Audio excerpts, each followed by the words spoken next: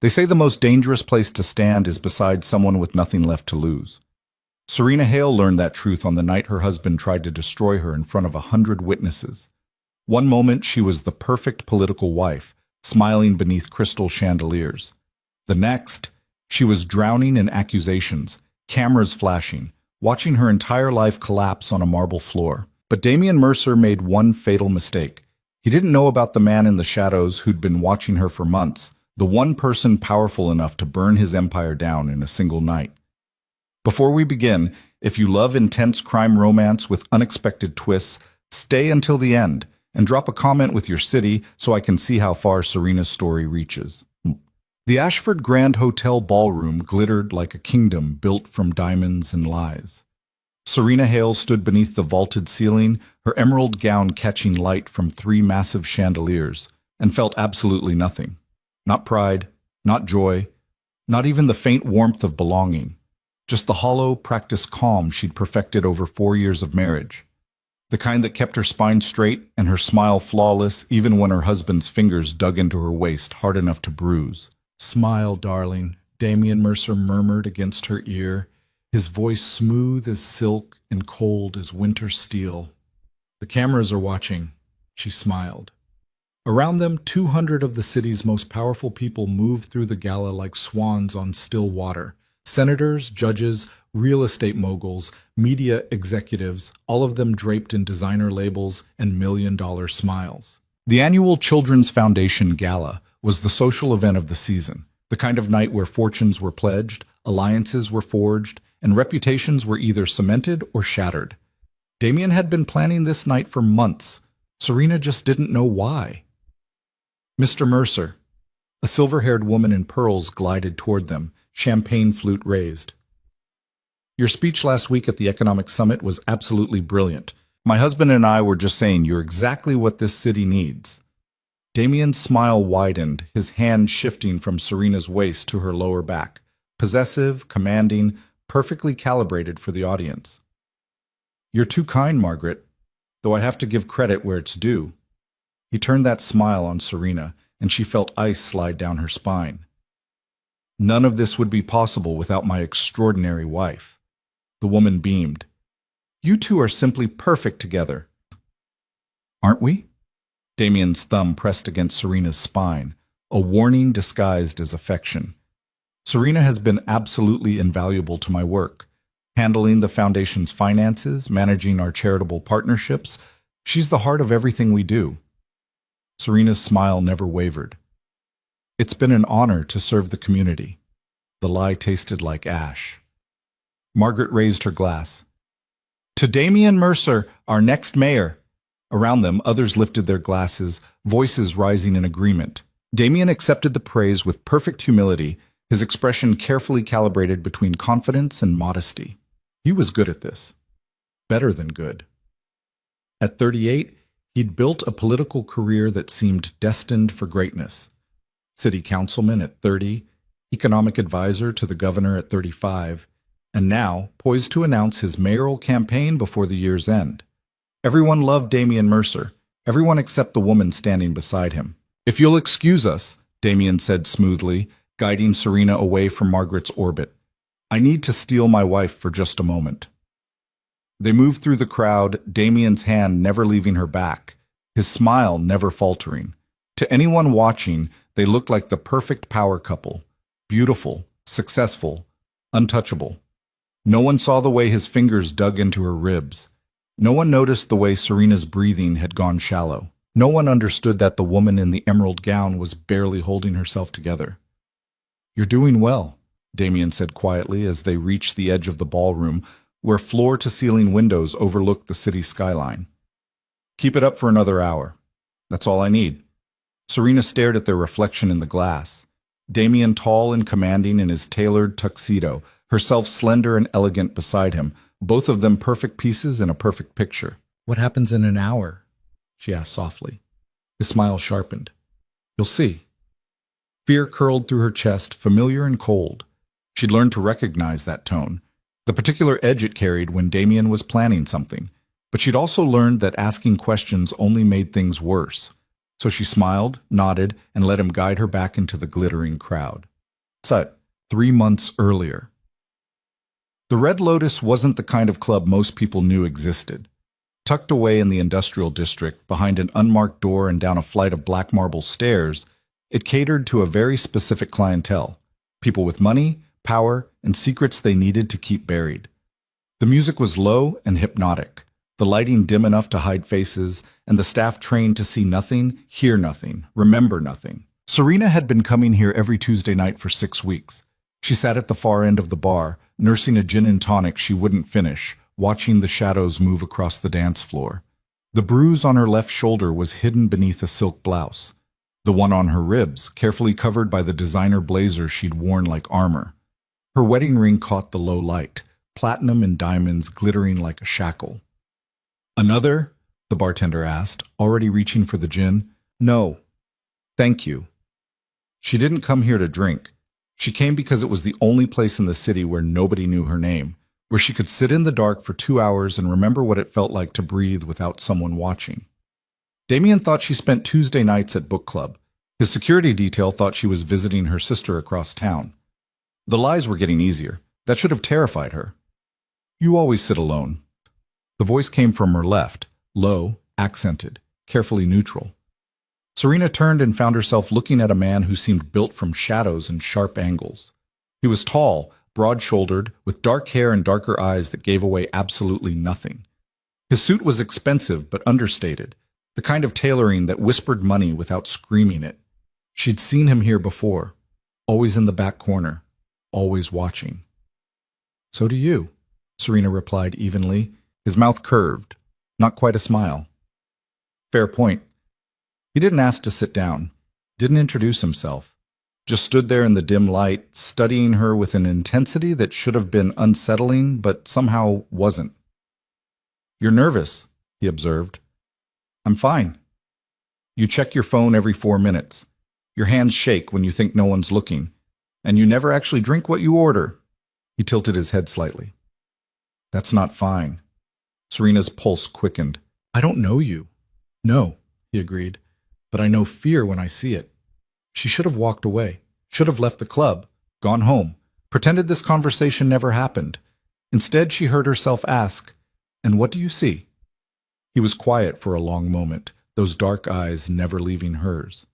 "A woman in a cage," he said finally, "pretending the bars are made of gold." Something inside Serena cracked, just a hairline fracture, barely visible, but enough to let the truth start bleeding through. "Who are you?" she whispered. "Lucian Drakov." The name meant nothing to her, but the way he said it, calm, certain, like a man who'd never had to prove his power, sent a shiver down her spine. "I should go," Serena said, already sliding off the bar stool. "You come here every Tuesday," Lucian said quietly. "Same time, same seat, same drink you never finish." His gaze dropped to her left hand where her blazer had shifted just enough to reveal the edge of a bruise on her wrist. Same carefully hidden marks. Serena froze. "I'm not going to ask who did that to you," Lucian continued, his voice dangerously soft, "because I already know. But I'm going to ask you one question, and I need you to answer honestly." She should have run, should have called security, made a scene, done anything except stand there meeting the eyes of a complete stranger who somehow saw through every lie she'd spent years perfecting. "What question?" she heard herself ask. Lucian stepped closer, close enough that she could see the scars on his knuckles, the absolute stillness in his expression that spoke of violence controlled but never forgotten. "Do you want out?" 2 words, 3 syllables. A question that cracked her world open. Serena opened her mouth, closed it, felt tears burning behind her eyes for the first time in months. Because the truth was, she'd stopped asking herself that question a long time ago. She'd stopped believing there was an out to want. Damien had made sure of that, slowly, methodically, over 4 years of carefully calibrated control. "It's not that simple," she whispered. "It never is." "You don't understand. My husband, Damien Mercer," Lucian interrupted calmly, "city councilman, economic advisor, likely mayoral candidate, beloved by the media, trusted by the wealthy, considered untouchable by anyone who matters." His expression didn't change. "I know exactly who your husband is." Serena's heart hammered. then you know what he's capable of. Yes, Lucian said simply, which is why I'm asking again. Do you want out? She stared at him, this stranger with scars on his hands and something unreadable in his eyes, and realized with sudden, terrible clarity that he was offering her something no one else had in years. A choice. Why do you care? She asked. Lucian was quiet for a moment. Because no one else does. The truth of it hit like a physical blow, because he was right. Everyone in Serena's life, her friends, her family, Damien's colleagues, even her own sister, looked at her and saw exactly what Damien wanted them to see. The perfect wife, the gracious hostess, the woman who had everything. No one saw the cage. If I said yes, Serena heard herself say, what would you do? Whatever needs to be done. That's not an answer. It's the only one I can give you right now. Lucian pulled a card from his pocket. Plain black, no name, just a phone number in silver print. You don't have to decide tonight, but when you're ready, if you're ready, call that number. Serena took the card, her fingers trembling. And if I'm not? Then I'll see you next Tuesday. He turned and walked away, disappearing into the shadows at the back of the club, leaving Serena standing alone at the bar with a stranger's phone number and the first flicker of hope she'd felt in 4 years. She looked down at the card in her hand, then at her wedding ring, then at her own reflection in the mirror behind the bar. A woman in a cage, Lucian had said, pretending the bars are made of gold. Serena slipped the card into her purse, finished the drink she'd been nursing for an hour, and left the Red Lotus with her heart pounding and her hands shaking. She didn't call the number that night, but she didn't throw the card away either. Shit. Present day. The gala. Ladies and gentlemen, if I could have your attention, please.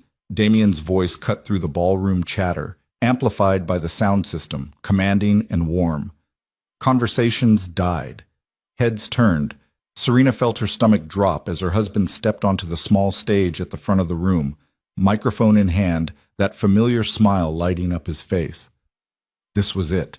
Whatever he'd been planning, whatever he'd been building toward, it was happening now.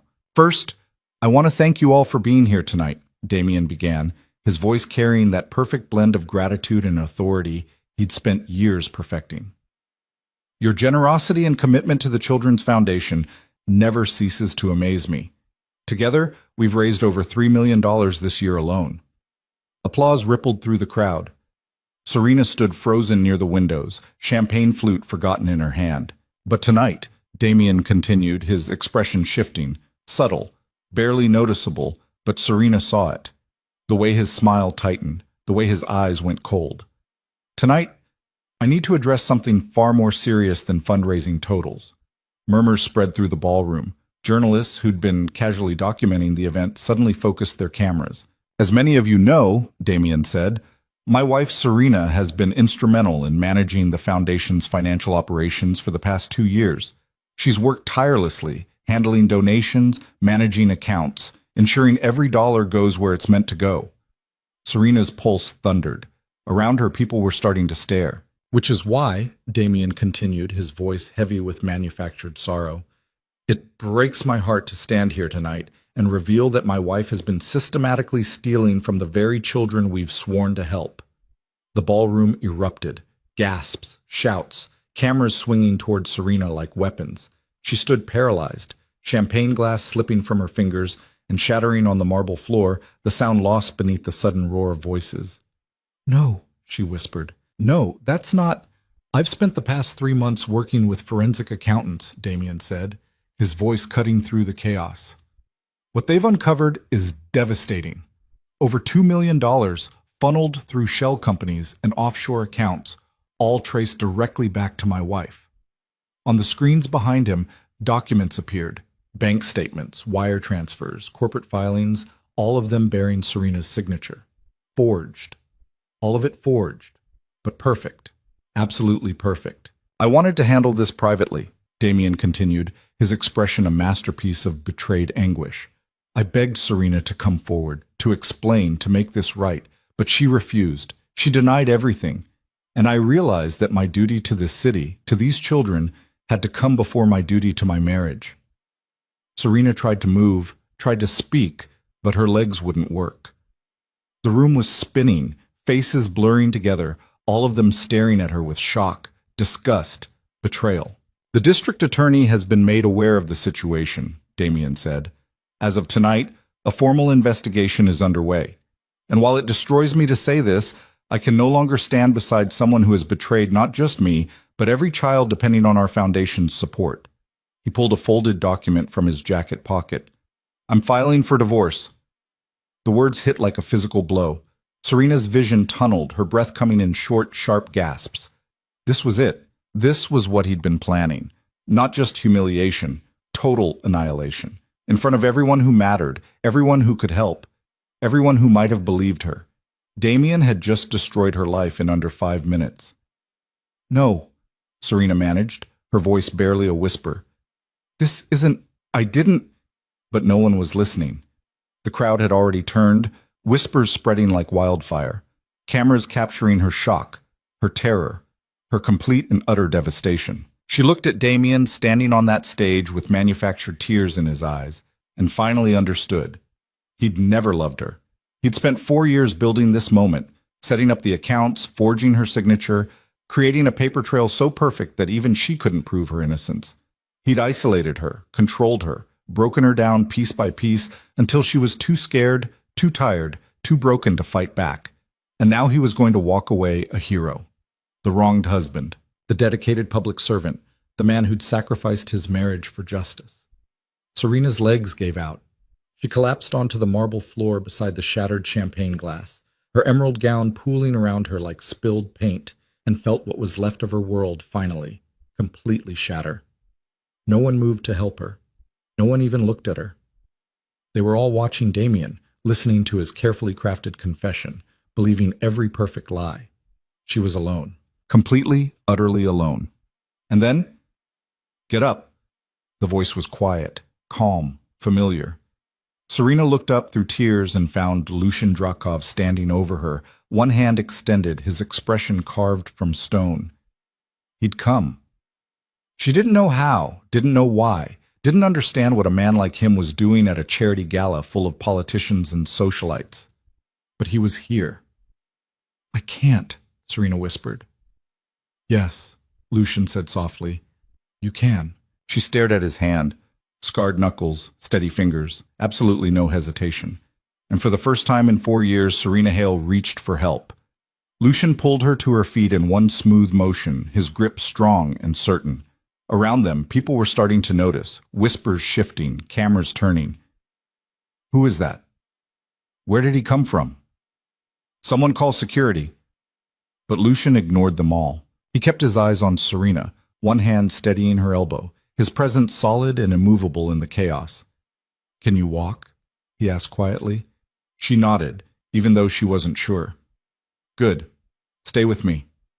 He turned, still holding her arm, and faced the stage where Damien stood frozen, his perfect performance interrupted by a variable he clearly hadn't planned for. Mr. Drakov, Damien said, his voice tight with barely controlled fury. This is a private event. I'll have to ask you to leave. Lucian said nothing, just stood there, silent and still, with Serena beside him and 200 witnesses watching. I said leave, Damien repeated, louder now.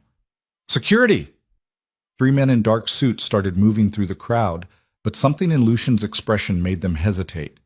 He didn't raise his voice, didn't make threats, didn't need to. The violence in him was so carefully controlled, so absolutely contained, that threatening to unleash it would have been redundant. You made a mistake, Lucian said finally, his voice carrying in the sudden quiet. Damien's jaw tightened. Excuse me?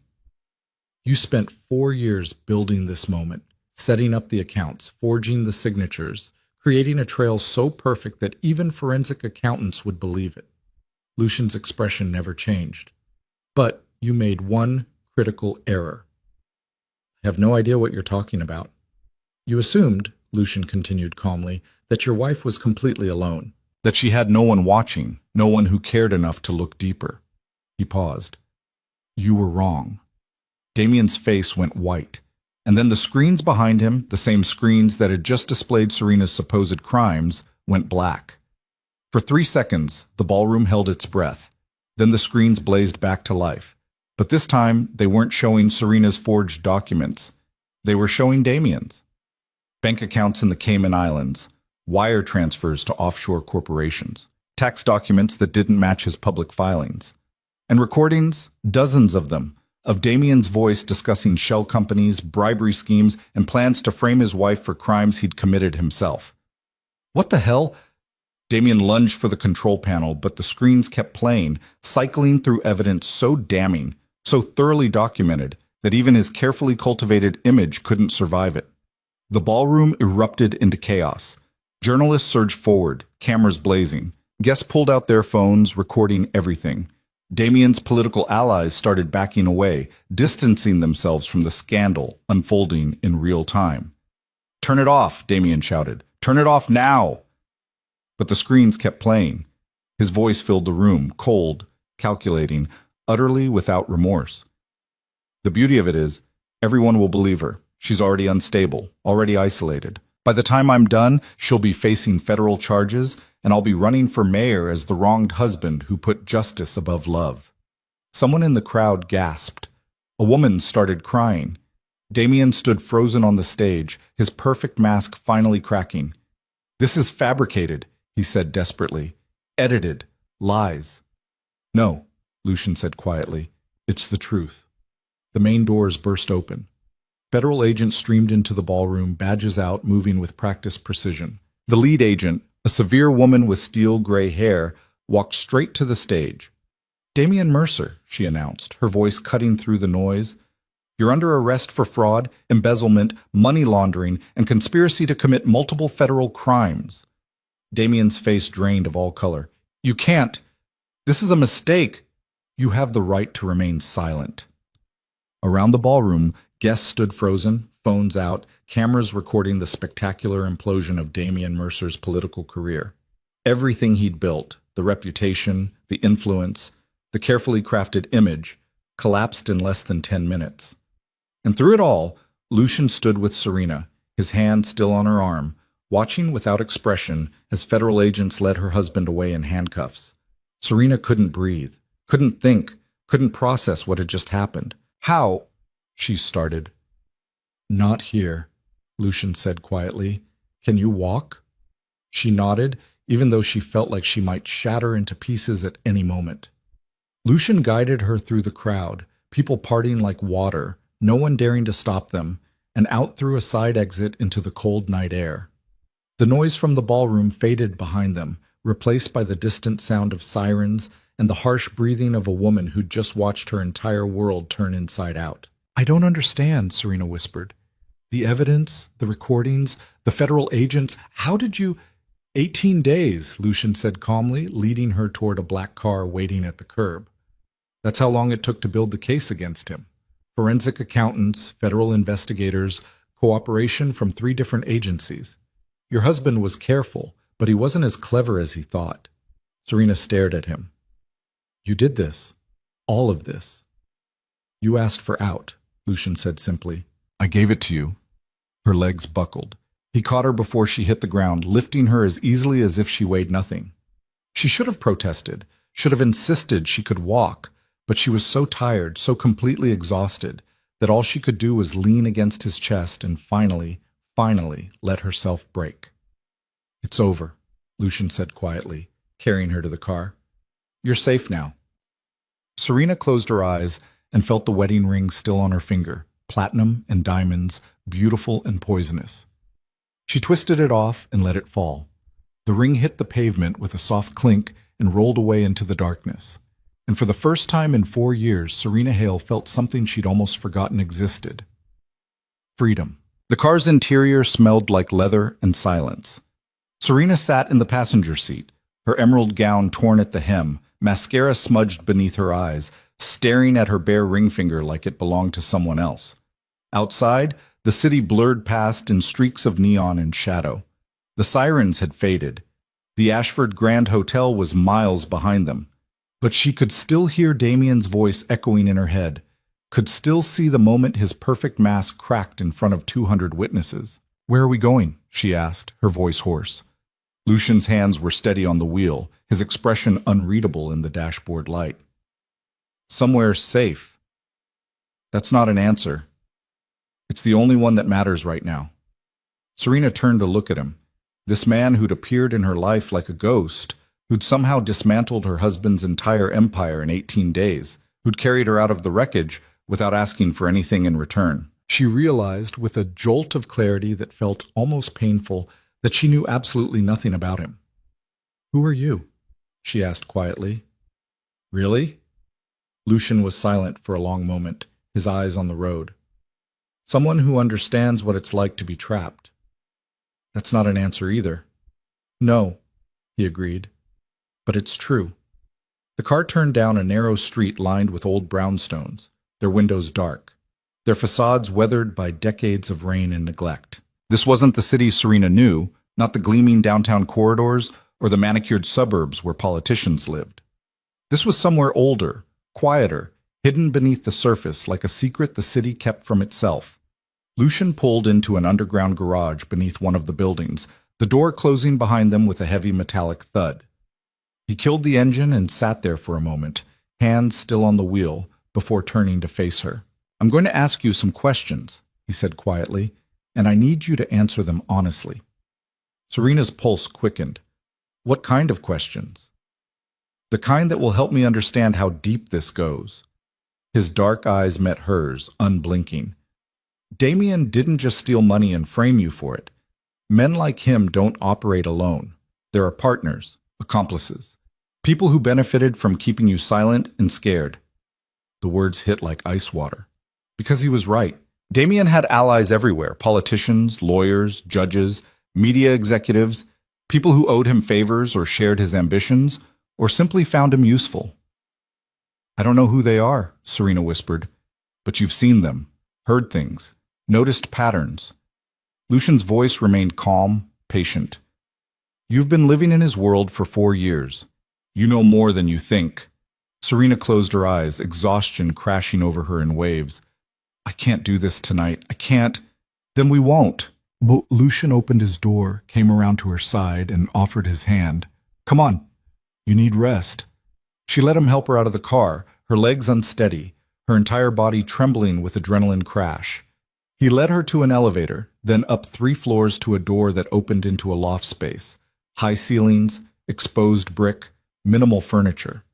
It looked less like a home and more like a place someone stayed between wars. "There's a bedroom through there," Lucian said, nodding toward a door on the left. "Bathroom attached. You'll find clothes in the closet. They won't fit perfectly, but they're clean."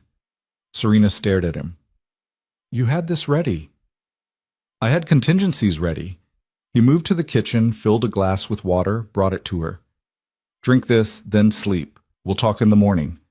"I don't understand." The words came out broken, desperate. "Why would you do all this for someone you don't even know?"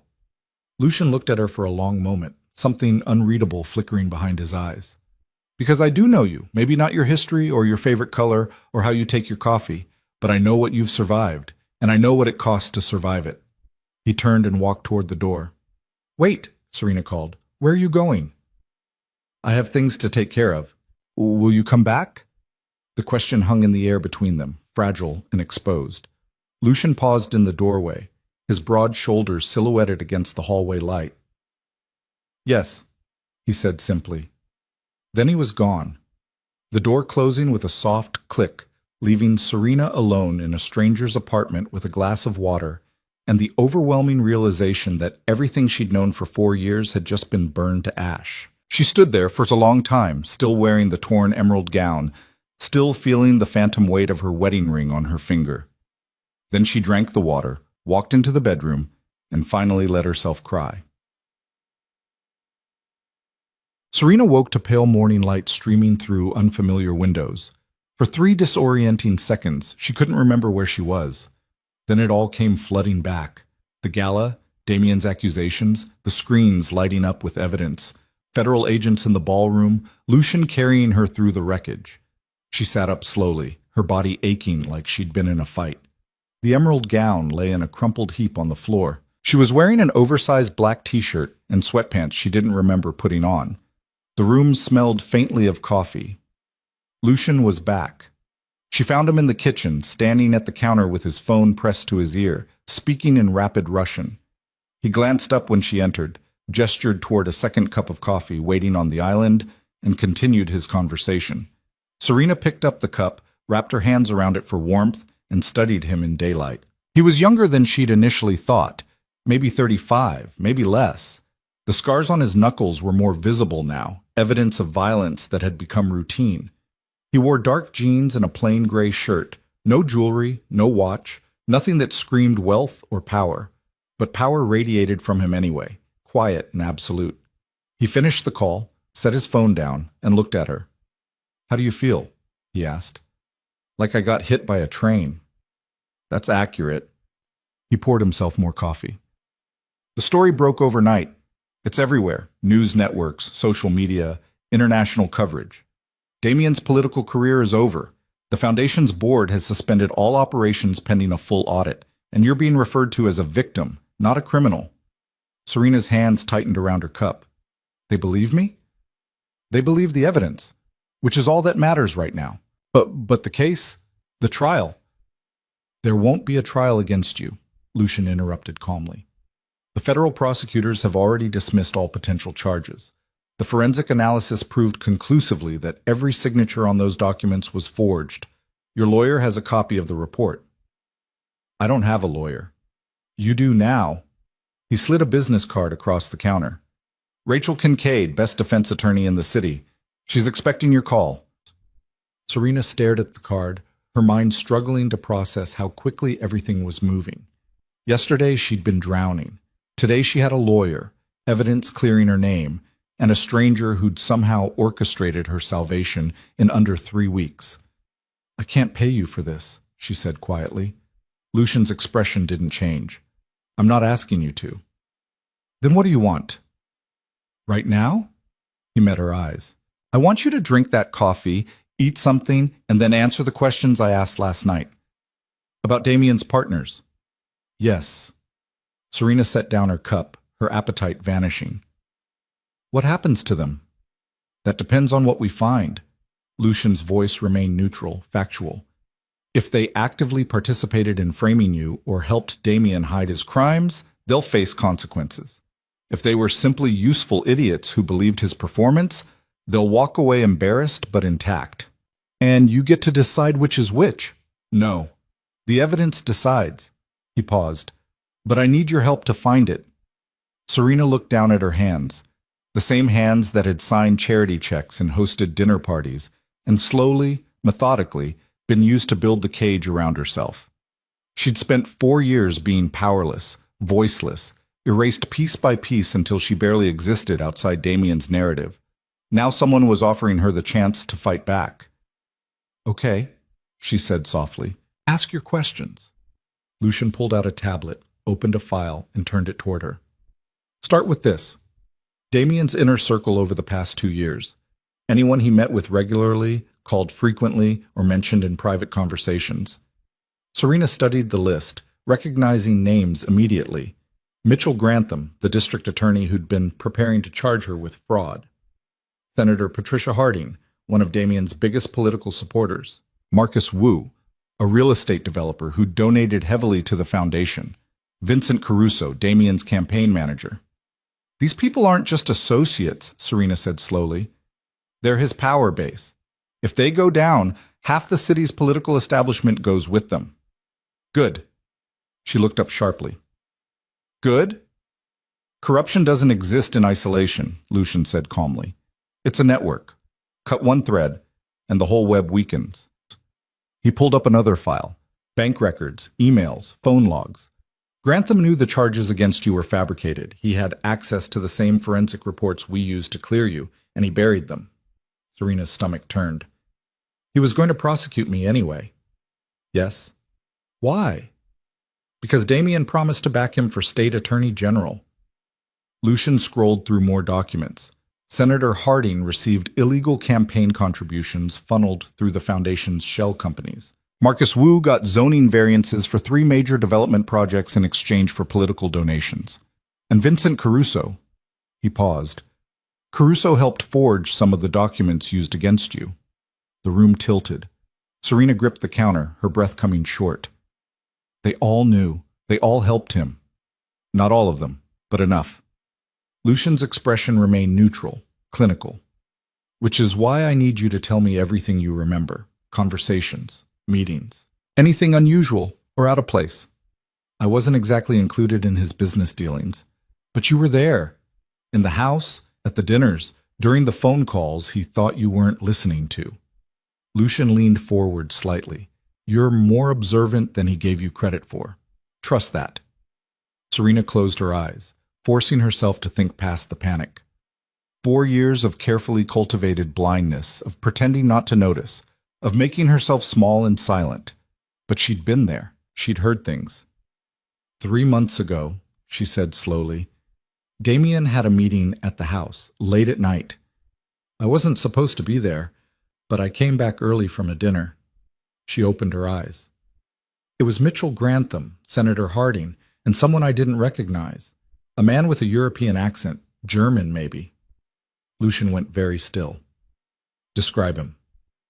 50s, silver hair, expensive suit. He spoke like someone used to being obeyed. Did you hear what they discussed? Serena hesitated, reaching for memories she'd tried to bury. They were arguing about timing. The man kept saying they needed to move the schedule up, that waiting was too risky. Damien disagreed, said rushing would draw attention. Did they say what they were moving? No, but Grantham mentioned elections, and the man said something about after the transfer clears. She frowned. I didn't understand it then. I just knew they all stopped talking when I walked in. Lucian was already typing on his tablet, cross-referencing dates and transactions. What else? A week later, Damien started pushing me to sign new foundation documents. He said they were standard updates, nothing important, but he was anxious about it, kept checking to make sure I'd signed them all. Do you remember what the documents said? Not specifically, but they changed the foundation's board structure, added new members.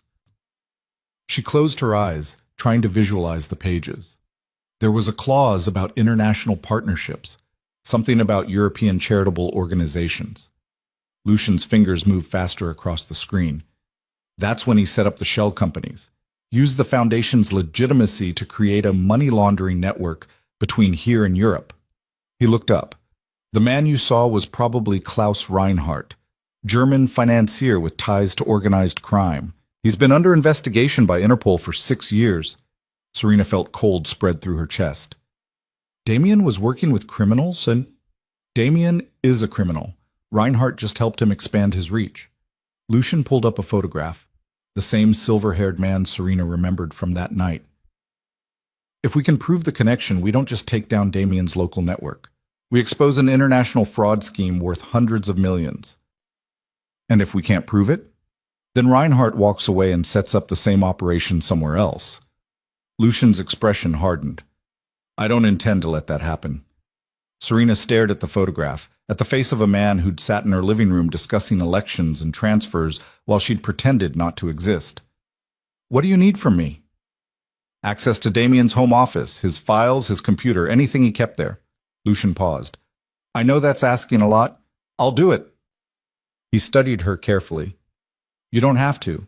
We can find another way. No. Serena's voice was steady now, certain. He used me to build all of this. The least I can do is help tear it down. Something shifted in Lucian's expression, not quite approval, but close. When's the last time you were at the house? 2 days ago. I still have my key. She laughed bitterly. Damien probably hasn't thought to change the locks yet. He's in federal custody. He won't get the chance. Lucien checked his watch. His lawyers will have him out on bail by tonight, but right now the house is empty.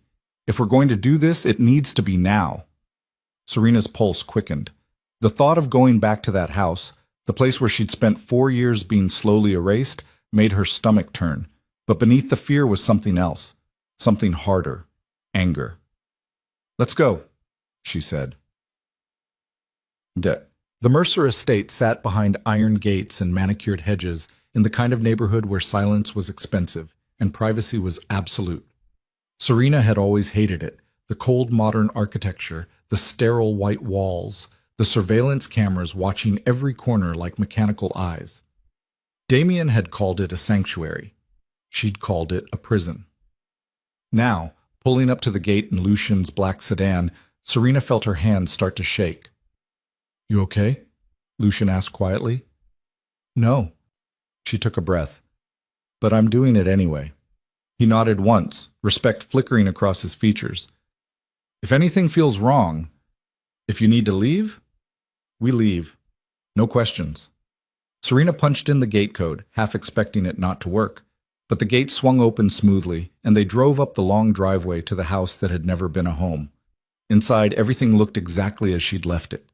Pristine furniture arranged with geometric precision. Abstract art on the walls that cost more than most people's cars. Not a single personal photograph. Not a single sign that real people had ever lived here. "His office is upstairs," Serena said, her voice sounding hollow in the empty foyer. They climbed the curved staircase to the second floor. Damien's office occupied the entire east wing, floor-to-ceiling windows overlooking the garden, a massive desk of polished mahogany, filing cabinets that probably cost more than most people's mortgages. Lucian moved immediately to the desk, pulling on thin gloves before opening drawers. "Start with the filing cabinets. Look for anything dated within the last 6 months. Contracts, bank statements, correspondence." Serena hesitated at the threshold, old fears rising like ghosts. This was Damien's space, his sanctuary. She'd been forbidden from entering without permission, forbidden from touching his things, forbidden from existing here except to clean and organize under his supervision. "Serena," Lucian's voice cut through the spiral. "He can't hurt you anymore." The words landed like a lifeline. Serena stepped into the office, walked to the filing cabinets, and started pulling open drawers. For 20 minutes, they worked in focused silence. Lucian photographed documents with meticulous precision. Serena sorted through files, her hands steadier with each passing minute. The longer she stayed in this space, the more her fear transformed into something else. Fury, because these files told a story. Contracts with shell companies, correspondence with overseas accounts, meeting notes discussing problematic assets, which, she realized with cold clarity, meant her. Plans to neutralize opposition and leverage public sentiment. Damien hadn't just been stealing money, he'd been building an empire, and she'd been the cornerstone he planned to sacrifice. "Serena," Lucian's voice was tight.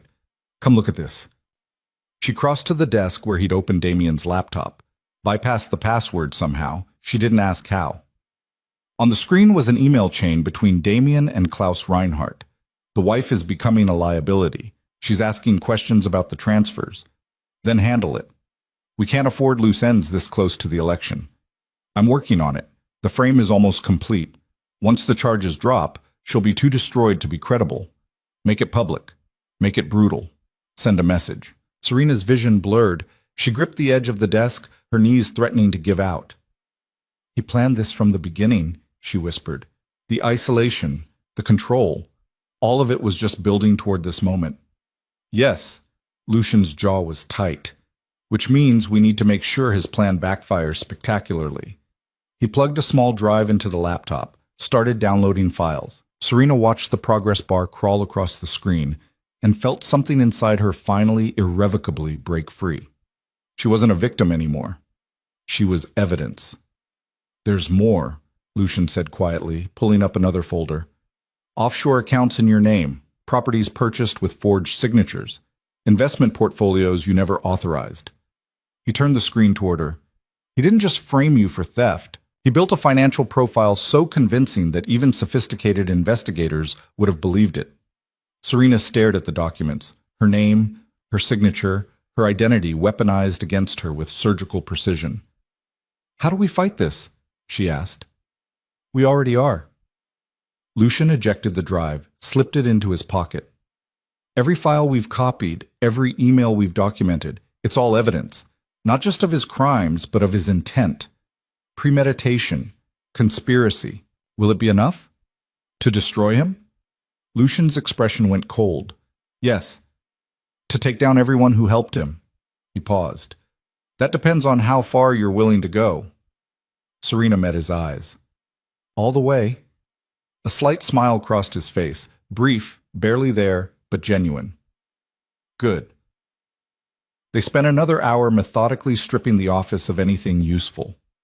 Financial records, correspondence, meeting notes. Lucian worked with the efficiency of someone who'd done this before, who understood exactly what prosecutors would need to build an airtight case.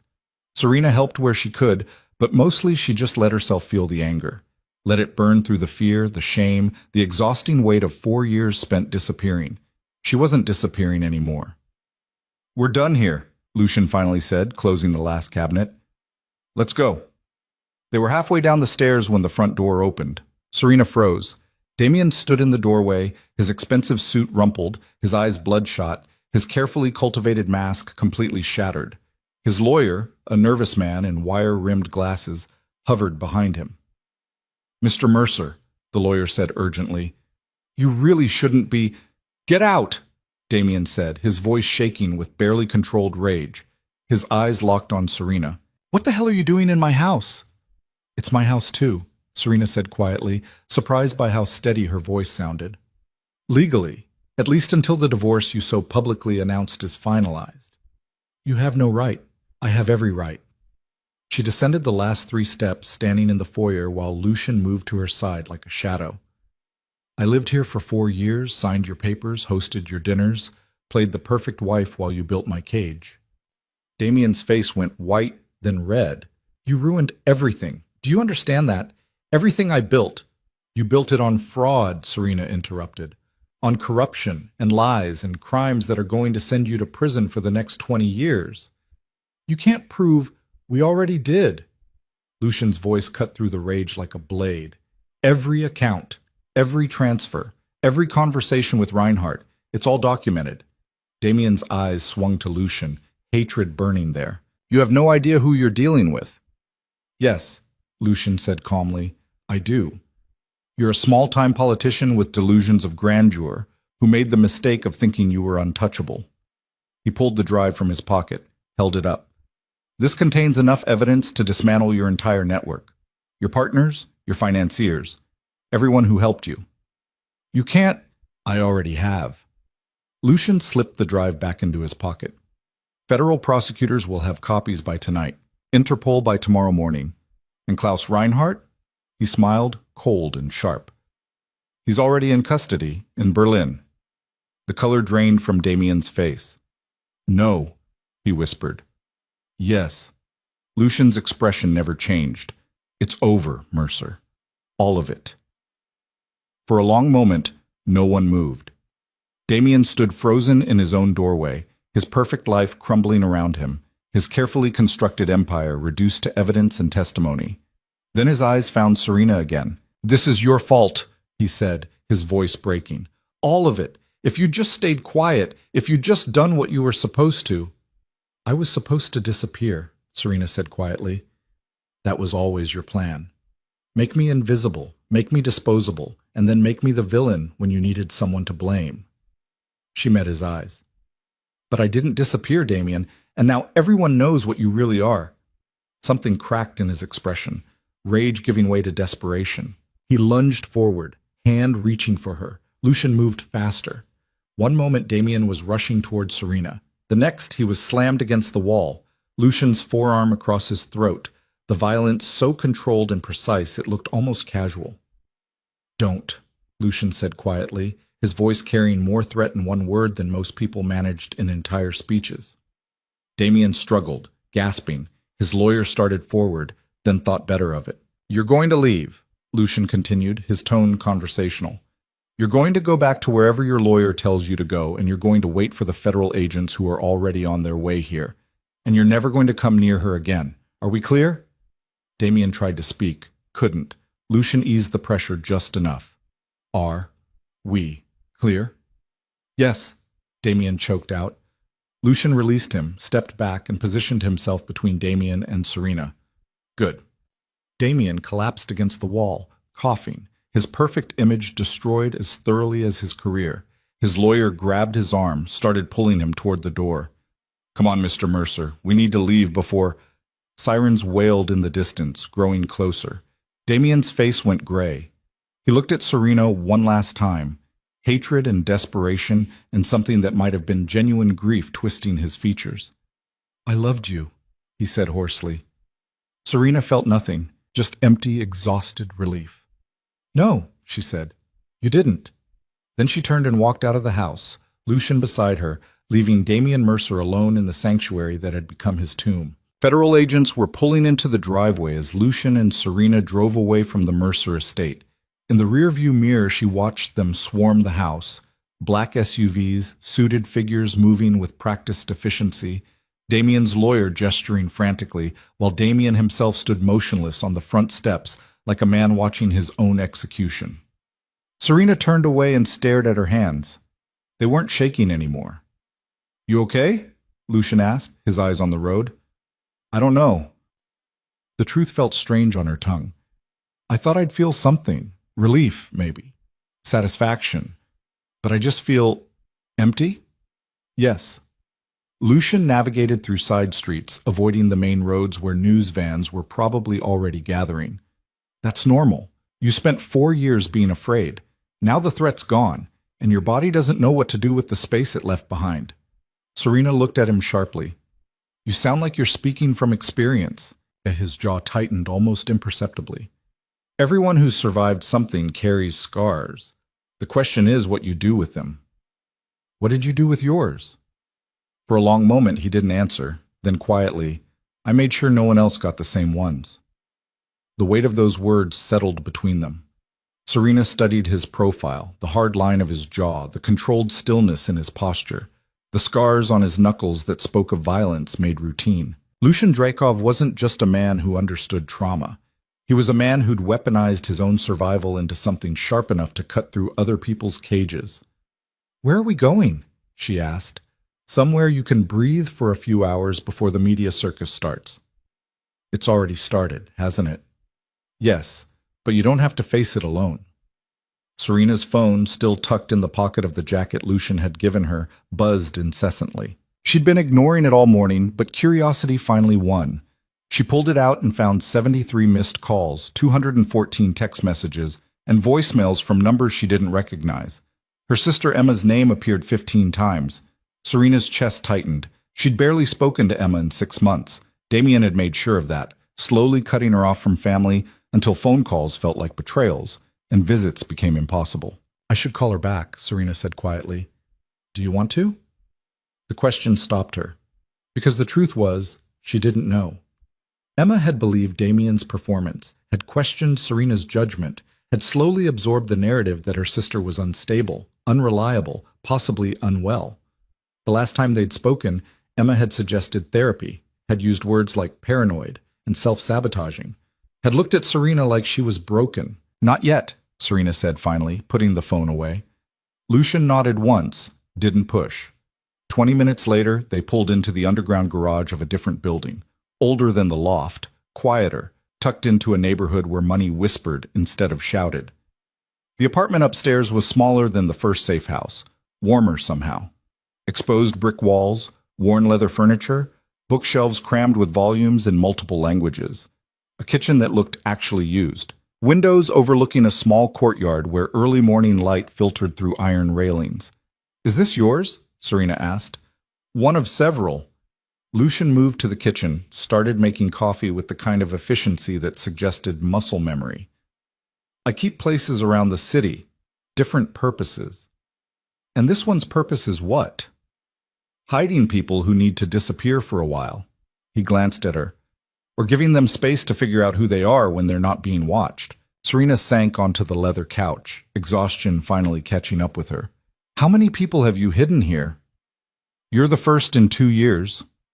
And before that? Lucian was quiet for a moment, pouring coffee into 2 mismatched mugs. A journalist who uncovered corruption in the mayor's office.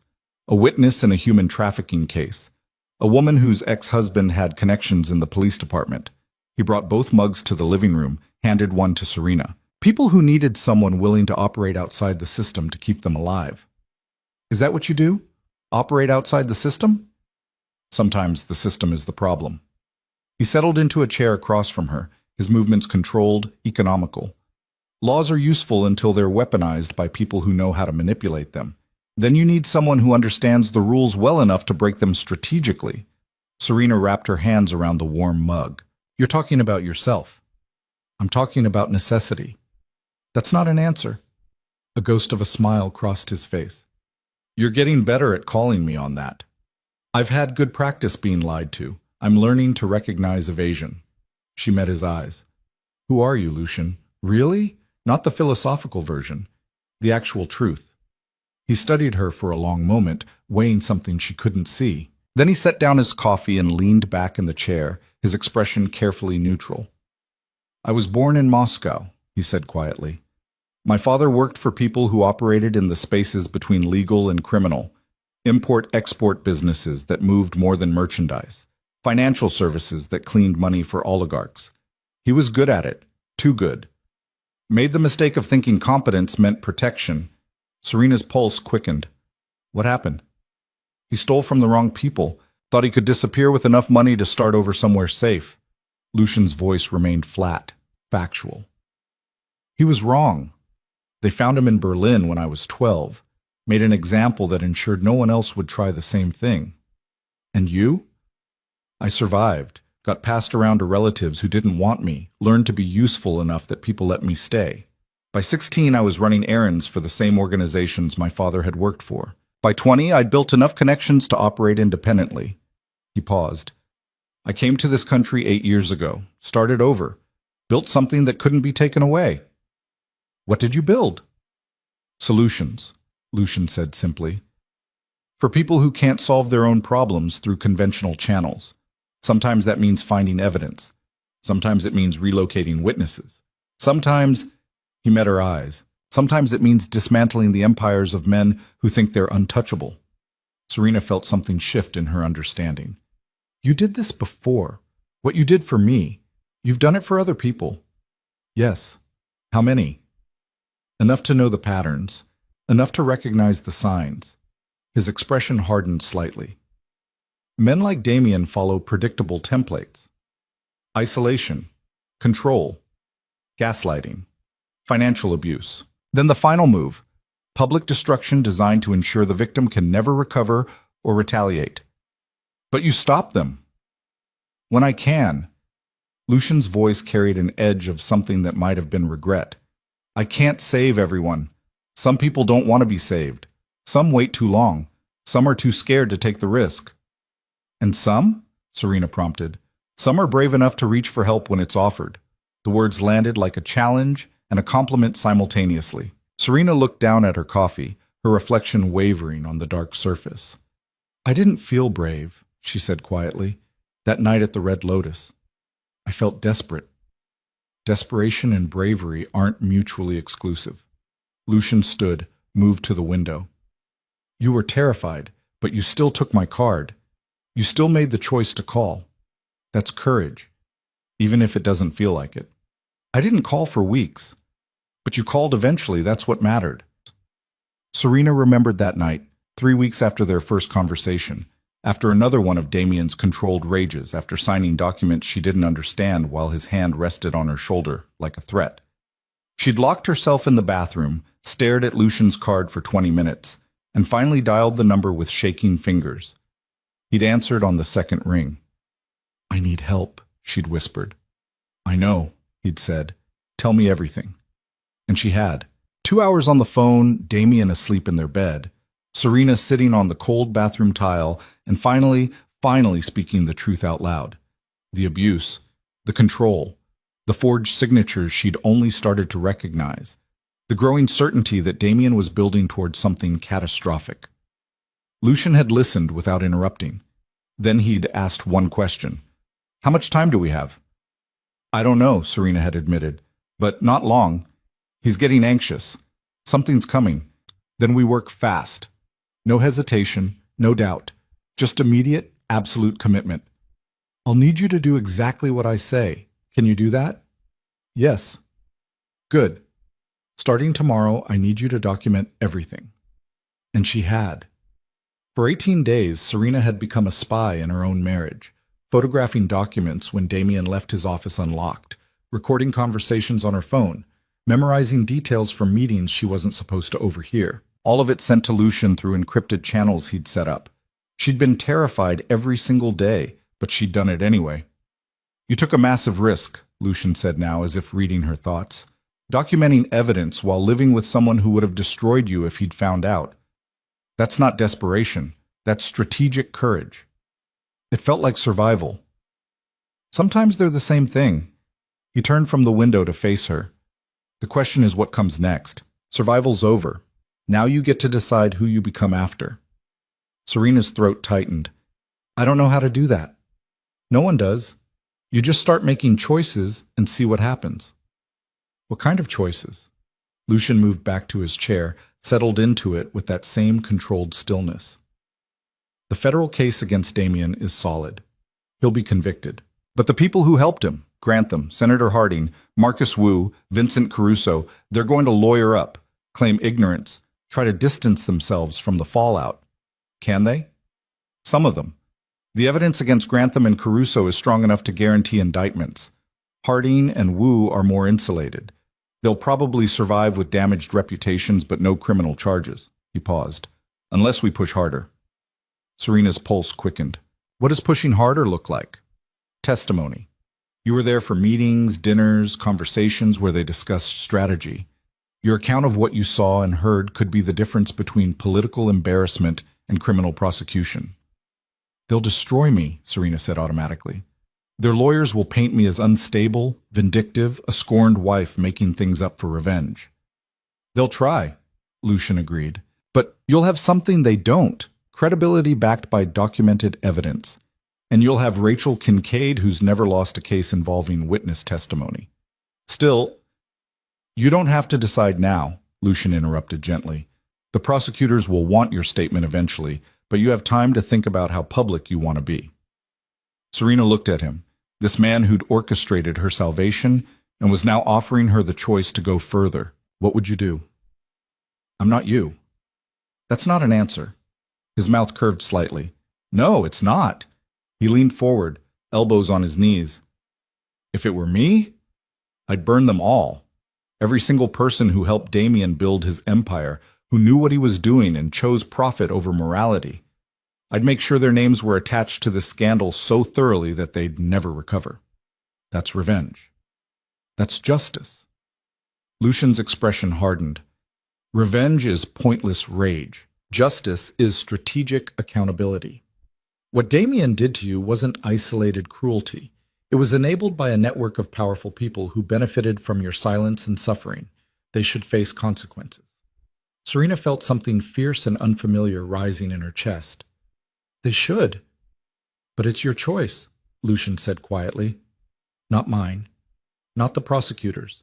Yours. You get to decide if you want to testify, if you want to speak publicly, if you want to become the face of this case, or stay anonymous and let the evidence speak for itself. And if I choose to stay silent, then you stay silent. You've given enough already. No one has the right to demand more. The freedom in those words was almost overwhelming. For 4 years, Serena had lived without choices. Every decision filtered through Damien's approval, every action calculated to avoid his anger. Now someone was handing her autonomy like a gift and trusting her to use it wisely. I need time, she said. You have it.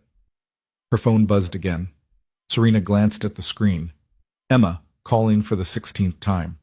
She hesitated, then answered. Serena? Emma's voice was sharp with panic. Oh, thank the heavens. I've been trying to reach you for hours. Are you okay? Where are you? The news is saying, I'm fine, Serena interrupted. Fine? You're fine?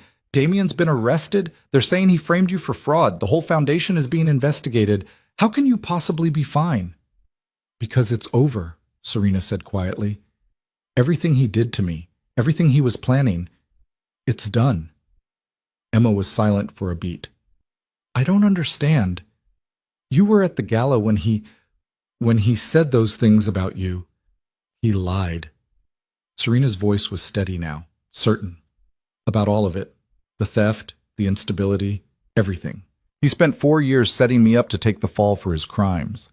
But you never said anything. You never told me, because you wouldn't have believed me. The truth tasted bitter, but necessary. You thought I was paranoid, self-sabotaging, remember? Another silence, heavier this time. Serena, It's okay.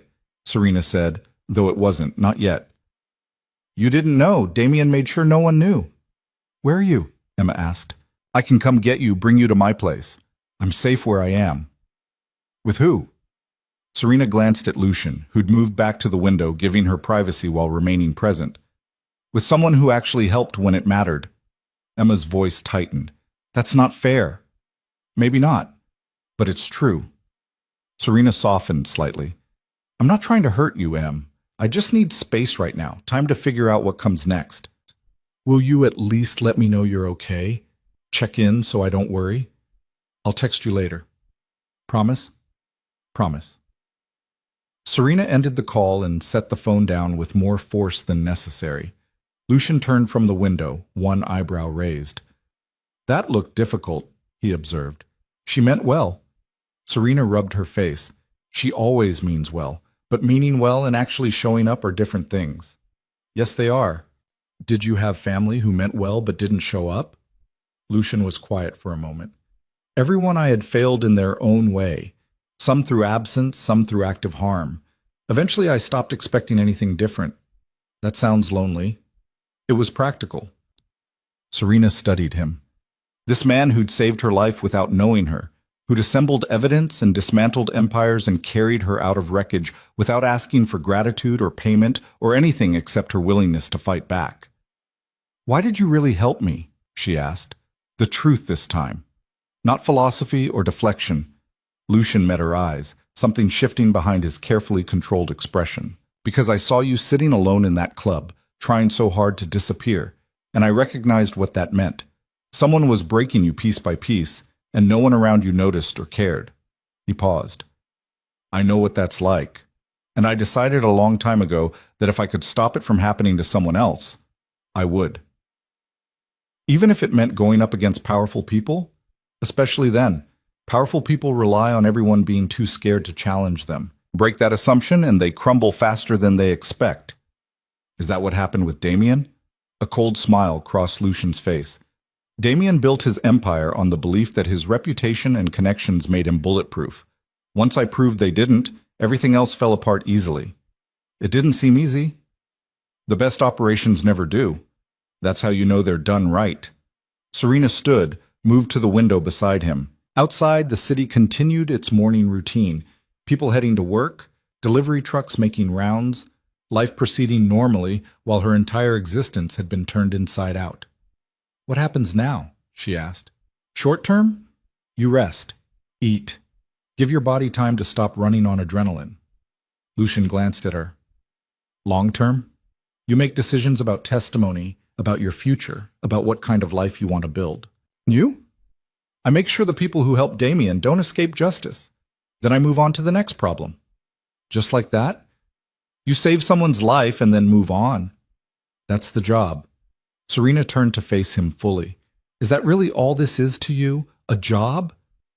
Lucian was quiet for several seconds, his expression unreadable. Then carefully, no. It stopped being just a job the moment you called that number. But what it becomes after this? He paused. That depends on what you want. The admission hung between them, weighted with possibilities Serena wasn't ready to examine. Her marriage had ended less than 48 hours ago. Her husband was in federal custody. Her life was evidence in a criminal investigation. She had no business thinking about what Lucian meant, what he wanted, what the careful distance in his voice was protecting them both from. But she thought about it anyway. I don't know what I want, she said honestly. That's okay. You don't have to. Her phone buzzed again. Not Emma this time, but an unknown number. Serena frowned, answered cautiously. Ms. Hale? A woman's voice, professional and warm. This is Rachel Kincaid. Lucian asked me to reach out. Serena glanced at Lucian, who nodded once. Yes, hello. I wanted to touch base about representation and discuss next steps. I know this is overwhelming, but I promise we'll handle everything strategically. You're not alone in this. Thank you. Serena's voice came out steadier than she felt. What do I need to do? For now, nothing. Rest. Process. I'll handle the media inquiries and coordinate with federal prosecutors. We'll meet tomorrow morning to go over everything in detail, but today you focus on taking care of yourself. Can you do that? The question was gentle but firm, the kind of compassionate authority Serena hadn't experienced in years. I can try, she said. Good. That's all I ask. I'll call you tonight to confirm tomorrow's meeting time. Until then, if you need anything, and I mean anything, you call me directly. Okay? Okay? One more thing. The media is going to be relentless for the next few days. Don't answer calls from numbers you don't recognize. Don't read the comments online. Don't engage with journalists who show up wherever you're staying. Let me handle all of that. I will. Excellent. I'll speak to you tonight, Ms. Hale. The call ended. Serena looked at Lucian. She sounds competent. She's the best. He checked his watch. I need to make a few calls. You should eat something. Try to sleep. There's food in the kitchen, clothes in the bedroom if you want to change. Where will you be? Making sure Klaus Reinhardt's arrest in Berlin leads to extradition here, and confirming that Senator Harding's financial records are being subpoenaed. He paused at the doorway. If you need me, I'll be in the next room. Then he was gone, leaving Serena alone in the quiet apartment with sunshine streaming through the windows and the overwhelming realization that for the first time in 4 years, she was safe. She sank back onto the couch, exhaustion crashing over her in waves. Her body felt heavy, her mind scattered, her emotions tangled into something she didn't have the energy to untangle. But beneath it all was something new, something that felt almost like hope. Serena closed her eyes and let herself feel it. The possibility of a future that belonged to her, the promise of choices made freely, the chance to become someone other than Damian Mercer's victim or his weapon. She didn't know who that person would be yet, but for the first time in longer than she could remember, she wanted to find out. Hours later, Serena woke to the smell of food and the sound of Lucian moving quietly through the kitchen. Sunset light slanted through the windows, painting everything gold and amber. She'd slept the entire day without meaning to, her body finally surrendering to exhaustion. You're awake, Lucian said, not turning from the stove. Good timing. Food's almost ready. Serena sat up slowly, disoriented. What time is it? Almost 7. You needed the rest. She stood, moved to the kitchen, watched him cook with the same controlled efficiency he applied to everything else. Pasta, vegetables, something that smelled like garlic and herbs. You didn't have to cook, she said. You need to eat. He plated 2 portions, brought them to the small dining table. Sit. She obeyed, too tired to argue. The food was simple, but good, real, homemade, the kind of meal someone makes when they actually care about nourishment instead of performance. They ate in comfortable silence for several minutes before Lucian spoke. Rachel called while you were sleeping. The meeting's set for 10 tomorrow morning at her office. I'll drive you. You don't have to. I know. He met her eyes. But I'm going to anyway. Serena set down her fork. Why? Because you shouldn't have to walk into that meeting alone. And because I want to make sure you understand every option before you make any decisions. About testimony. About everything. Lucian leaned back in his chair. The prosecutors are going to push for your cooperation. Rachel will make sure they don't push too hard, but you need to be prepared for pressure. What kind of pressure? The emotional kind. They'll talk about justice, about helping other victims, about your civic duty to hold powerful people accountable. His expression hardened. All of which is true. But it's also manipulation designed to make you feel obligated to testify regardless of personal cost. And you think I shouldn't? I think you should do whatever serves your healing, not their case. Lucian's voice was firm. If testifying helps you process what happened and gives you closure, then do it. If it re-traumatizes you and interferes with your recovery, then don't. The federal case is strong enough without you. Your testimony would strengthen it, but it's not essential. Serena absorbed this, turning it over in her mind. You really believe that? Yes. Even though getting Harding and Wu would require my testimony? Even then. Lucian's gaze never wavered. Your well-being matters more than their convictions. I can find other ways to hold them accountable if necessary. Legal ways. A slight smile. Sometimes. Serena found herself smiling back despite everything. You're dangerous. Yes, he agreed calmly, but only to people who deserve it. They finished eating in silence that felt less heavy than before. Serena helped clean up, moving through the unfamiliar kitchen with growing comfort. It felt strange, domestic almost, being here with Lucian after everything that had happened. "Can I ask you something?" she said, drying the last plate. "Always. Do you ever regret it? Doing what you do? Living the way you live?" Lucian considered the question seriously. "Sometimes I regret the necessity. The fact that people like me need to exist because systems fail. But the work itself?" He shook his head. "No. Knowing I can make a difference when conventional channels can't, that's purpose. That matters. Even when it's dangerous? Especially then. Safe choices are easy. Meaningful ones rarely are." Serena set down the towel, turned to face him fully. "What you did for me, gathering evidence, coordinating with federal agencies, exposing Damien's entire network, that was more than meaningful. That was—" Her voice caught. "That was everything." Lucian's expression softened almost imperceptibly. "You made it possible.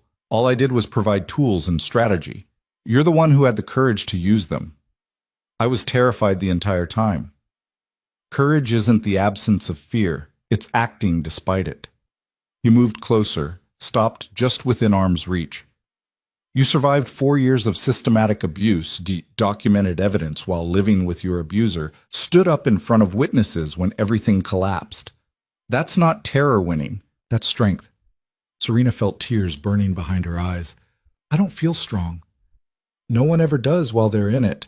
Strength is only visible in hindsight." The distance between them felt charged with something neither acknowledged. Serena knew she should step back, create space, remember that her divorce wasn't even filed yet, and her emotions were a disaster, and getting involved with anyone, especially the man who'd saved her, was a terrible idea. But she didn't move. Neither did Lucian. "Tomorrow's going to be difficult," he said quietly. "Rachel will walk you through everything, but there will be decisions to make, questions to answer. If at any point it becomes too much—" "You'll be there," Serena finished. "Yes." "Promise?" Something shifted in his eyes. "I promise." The moment stretched, fragile and strange, until Serena finally stepped back and Lucian led her. "I should sleep," she said. "Real sleep, in an actual bed." "Good idea." Lucian moved toward the living room. "I'll be out here if you need anything." "You're not sleeping." "I'll sleep later." Serena wanted to argue, to point out that he'd been awake for at least 36 hours, that he needed rest as much as she did, but the determined set of his shoulders told her it would be pointless. "Thank you," she said instead, "for everything." Lucian looked at her, expression unreadable. "You don't have to keep thanking me." "I know, but I'm going to anyway." He almost smiled. "Get some rest, Serena." She did, and for the first time in 4 years, she slept without nightmares. Morning arrived with pale light filtering through unfamiliar curtains and the distant sound of traffic that didn't belong to the neighborhood Serena had called home for 4 years. She woke slowly, disoriented for the span of 3 heartbeats before memory crashed back. Damien's arrest, the federal evidence, Lucian's steady presence through the wreckage. She was free. The thought still felt foreign, like a language she'd forgotten how to speak. Serena found Lucian in the kitchen, already dressed in dark slacks and a charcoal shirt, 2 cups of coffee waiting on the counter. He looked like he'd slept maybe 3 hours at most, but his eyes were sharp, focused. "Rachel's office is across town," he said without preamble. "We should leave in 30 minutes to avoid traffic." Serena nodded, accepted the coffee, let the warmth ground her. "What should I expect?" "Questions. Lots of them. Rachel will want to understand the full scope of what happened so she can build the strongest possible defense against any civil suits Damien's lawyers might attempt."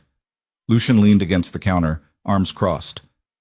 "The federal prosecutors will probably be there too. They'll want to discuss testimony." "Already?" "The case is moving fast. Klaus Reinhardt's arrest opened up international channels, and the evidence we provided gave them enough to move immediately. They want to capitalize on momentum before Damien's legal team can mount an effective defense." Serena's stomach tightened. "And if I say no to testifying?" "Then you say no. Rachel will make sure they respect that." His expression softened slightly. "But they will try to convince you otherwise. Be ready for that." She was as ready as she'd ever be, which was to say, not ready at all. But 25 minutes later, Serena found herself in Lucian's car again, watching the city blur past while her pulse hammered against her ribs. Rachel Kincaid's office occupied the top floor of a steel and glass building downtown. The reception area was minimalist elegance, expensive furniture, modern art, the kind of space designed to intimidate and reassure simultaneously. A young woman at the desk looked up as they entered. "Ms. Hale? Ms. Kincaid is expecting you. Conference room 2. Lucian's hand touched Serena's elbow briefly, steadying, not controlling, and they walked down a corridor lined with windows overlooking the city. Through one of the glass walls, Serena could see the Ashford Grand Hotel in the distance, its facade gleaming in morning sunlight like it hadn't been the site of her public destruction 48 hours ago. Rachel Kincaid stood when they entered the conference room. She was tall, 50s, with steel gray hair cut sharp and precise, wearing a navy suit that probably cost more than most people's monthly rent. But her handshake was warm, and her eyes held genuine compassion. "Miss Hale, thank you for coming." She gestured to the chairs around a polished table. "Please, sit. Can I get you anything? Water, coffee?" "Water would be good," Serena managed. Rachel poured from a pitcher on the sideboard, handed Serena a glass, then settled into her own chair with the kind of controlled authority that came from decades of high-stakes litigation. "First things first," Rachel said. "How are you holding up?" The question was so direct, so unexpectedly personal, that Serena felt something crack in her carefully maintained composure. "I don't know," she admitted. "Everything feels surreal." "That's completely normal. You've experienced significant trauma, and now you're dealing with the aftermath while the whole city watches. That's not easy." Rachel opened a leather portfolio, pulled out several documents. "My job is to make this process as manageable as possible while protecting your interests. That means being very clear about what's happening, what your options are, and what I recommend. Sound good?" Serena nodded. "Excellent. Let's start with the basics. The federal case against your husband is proceeding rapidly. The evidence Lucian provided was comprehensive enough that the prosecutors are confident they can secure convictions on multiple counts: fraud, embezzlement, money laundering, conspiracy. Damien's being held on $5 million bail, which his lawyers are trying to reduce, but given the flight risk and severity of charges, that's unlikely. How long until trial? 6 to 8 months, possibly sooner if prosecutors push for an expedited schedule. But here's what matters to you. The forensic analysis of those forged documents has conclusively proven you had no involvement in any financial crimes. The district attorney's office has formally dropped all potential charges against you and issued a public statement to that effect. Relief crashed through Serena so powerfully she had to grip the table. "It's really over? The criminal threat to you is over, yes, but there are other considerations." Rachel slid a document across the table. "Damien's lawyers have indicated they may pursue civil litigation, claiming you defamed him or conspired with outside parties to damage his reputation." Lucian made a sound that might have been a laugh if it contained any humor. "He framed her for crimes he committed, and he thinks he has grounds for defamation?" "It's a stall tactic," Rachel said calmly.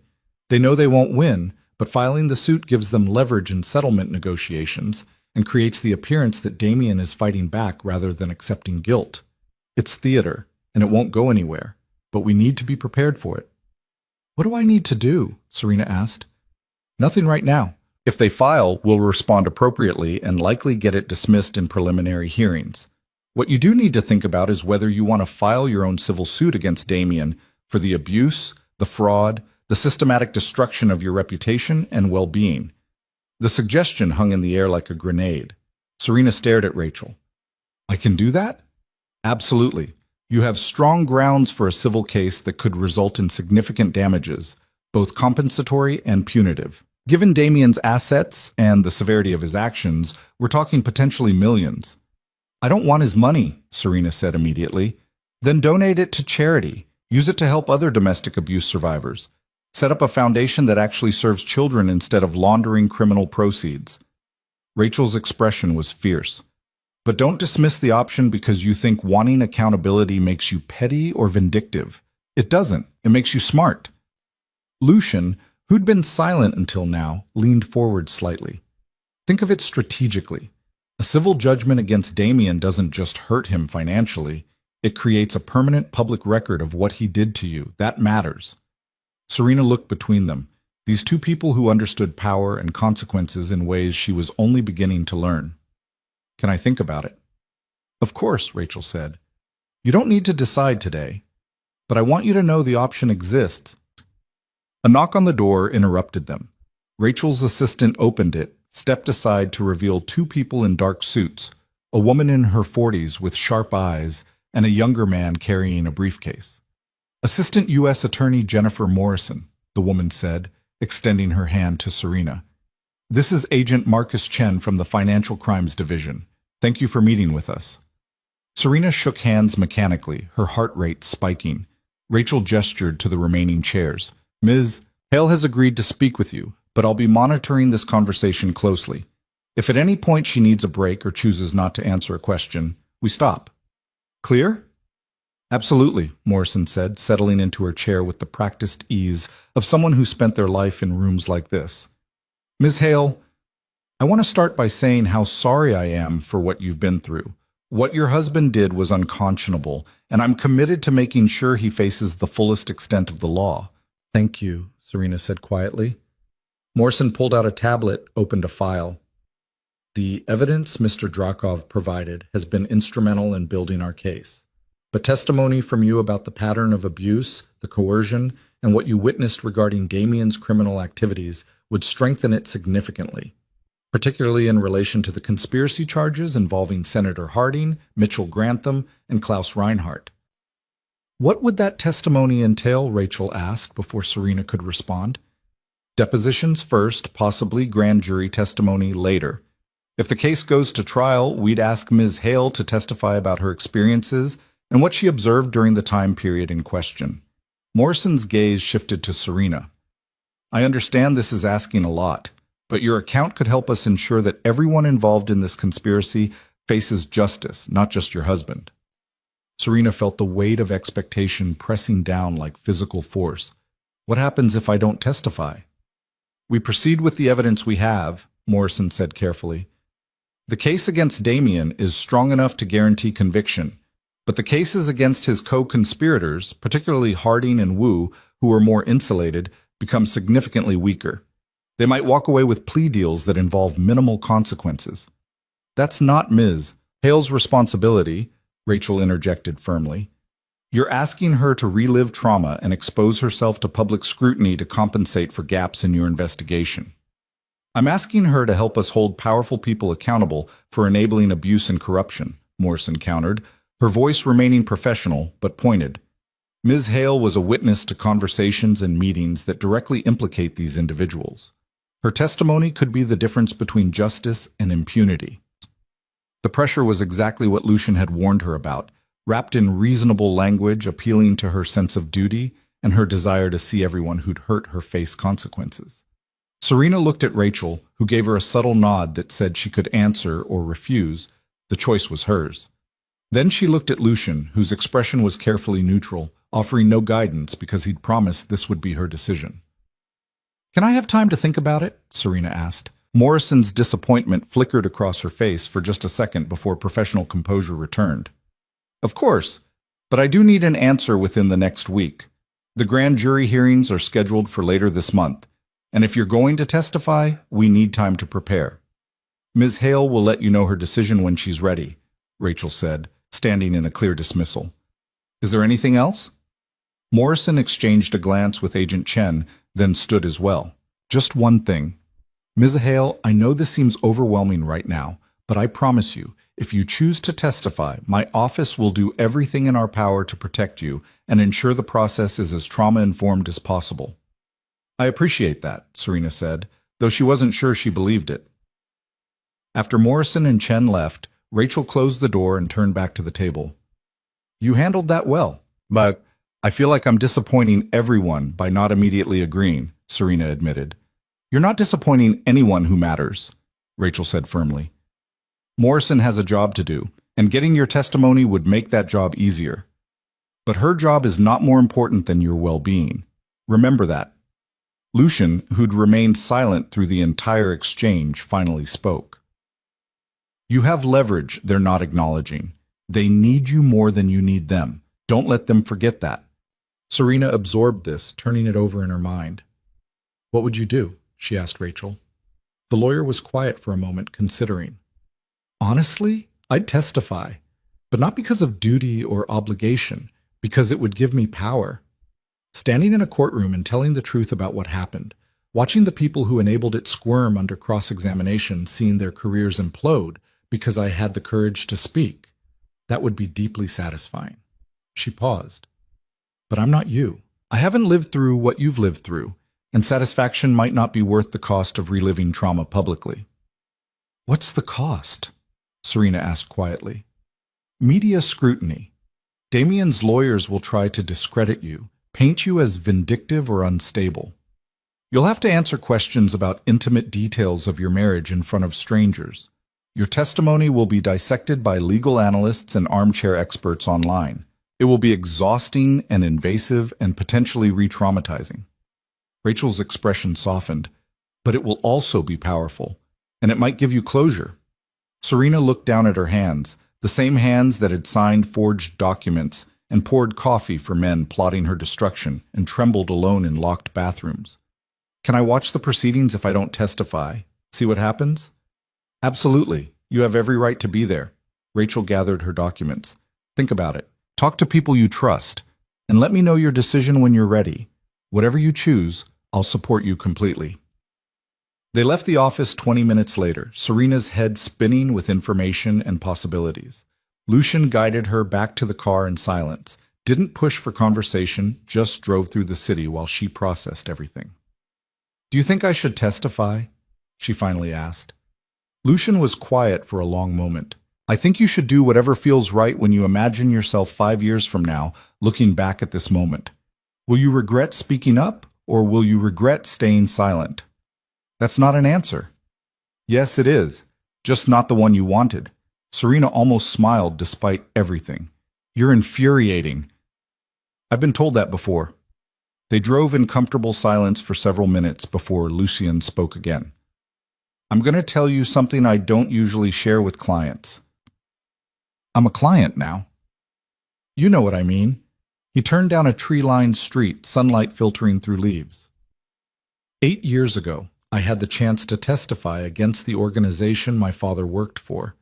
Federal prosecutors wanted my account of how they operated, who the key players were, what I'd witnessed growing up.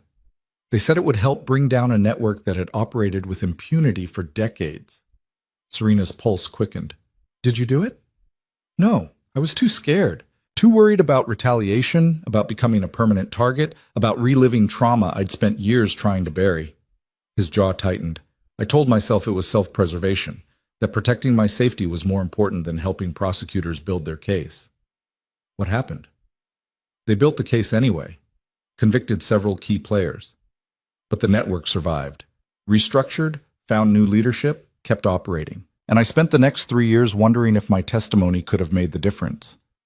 Lucian glanced at her. I'll never know for sure, but I do know that choosing silence to protect myself came with its own costs, just different ones. The admission hung between them, raw and honest.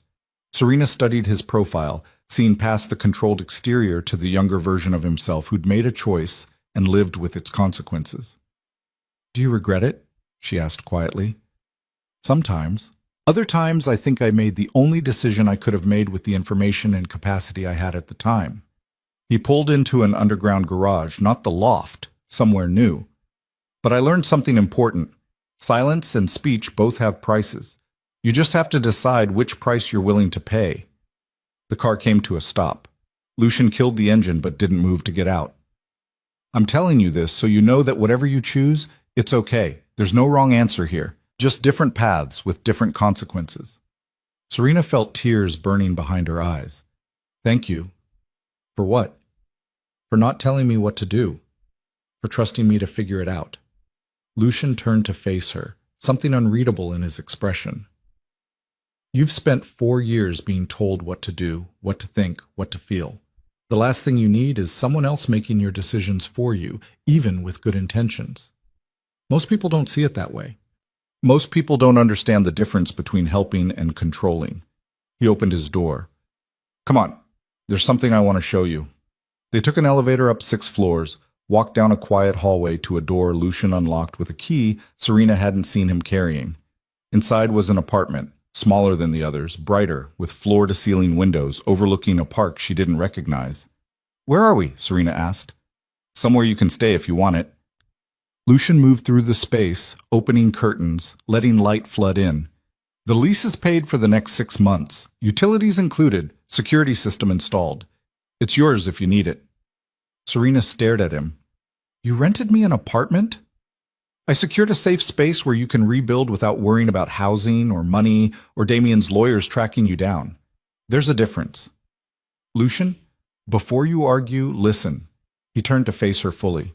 You're going to need somewhere to live while the divorce proceedings happen and the legal cases unfold. Going back to the Mercer estate isn't safe or healthy. Staying at your sister's means questions and opinions and family dynamics you don't need right now. And the safe houses I've been using aren't meant for long-term residents. I can't accept this. Why not? Because Serena struggled to articulate the tangle of emotions. Because you've already done too much. Because I can't keep taking from you without giving anything back. Because this feels like what? Lucian's voice was quiet, steady. Like I'm trading one form of dependence for another. The words hung in the air between them, honest and painful. Lucian absorbed them without flinching. You're not dependent on me, he said finally. You're accepting help while you get your feet under you. There's a difference. You can leave any time you want. Change the locks if you want. Tell me to disappear and never contact you again if you want. This apartment has your name on the lease, not mine. I have no access, no control, no claim. It's yours. Why would you do that? Because everyone deserves a safe place to land when their world falls apart. And because you need space to figure out who you are when you're not being watched or controlled or manipulated. He paused. Take the apartment or don't. Stay in it or find somewhere else. I'm offering options, not obligations. Serena walked to the windows, looked out at the park below where people were walking dogs and children were playing, and life was continuing normally despite the fact that her entire existence had been upended. The apartment was beautiful. Hardwood floors, updated kitchen, enough space to breathe without feeling lost. It felt like possibility. Okay, she said quietly. Okay, you'll take it? Okay, I'll think about it. She turned to face him. Can I see the rest? Lucian showed her through the space, bedroom with an attached bathroom, second bedroom that could be an office, closets already stocked with basics, a kitchen with actual groceries in the refrigerator. He'd thought of everything, prepared for a future where she'd need independence and safety simultaneously. When did you do all this? Serena asked. Started putting it together 2 weeks ago. Finished yesterday while you were sleeping. You work fast. I work efficiently. There's a difference. Serena found herself smiling despite the weight of everything. You keep making those distinctions. Because they matter. Lucian leaned against the kitchen counter, arms crossed in that familiar pose. Words are weapons or shields depending on how you use them. Precision matters. Is that something you learned growing up? That's something I learned surviving. The honesty in his voice made something tighten in Serena's chest. She studied him in the afternoon light streaming through the windows. This man who'd built his entire life around helping people escape the kinds of traps he'd once been caught in, who operated in shadows and gray areas because the system failed too often to be trusted, who'd saved her life and asked for nothing except her willingness to save herself. Can I ask you something personal? She said. You can ask. I might not answer. Fair enough. Serena took a breath. Do you have anyone? Family? Friends? Someone you go home to when you're not orchestrating other people's salvation? Lucian was quiet for a long moment, his expression unreadable. I have people I work with, allies I trust in specific contexts, contacts who owe me favors or vice versa. That's not what I asked. I know. He met her eyes. No, I don't have anyone like that. Haven't for a long time. Why not? Because the work I do requires operating alone. Attachments create vulnerabilities. People you care about become leverage other people can use against you. He paused. It's safer this way. Safer, Serena repeated, but lonelier. Yes. The admission was so simple, so matter-of-fact, that it made Serena's heart ache. Don't you want more than that? Want and wisdom don't always align.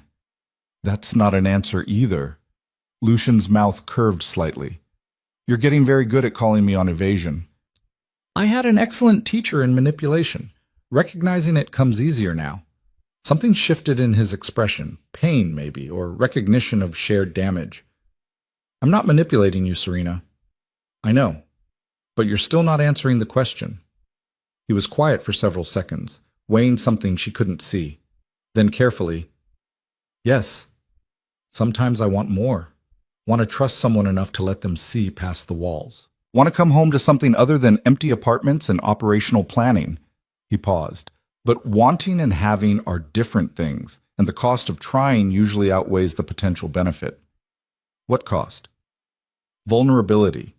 The risk that caring about someone will compromise my judgment or make me hesitate when hesitation could be fatal. Lucian's voice remained steady, clinical.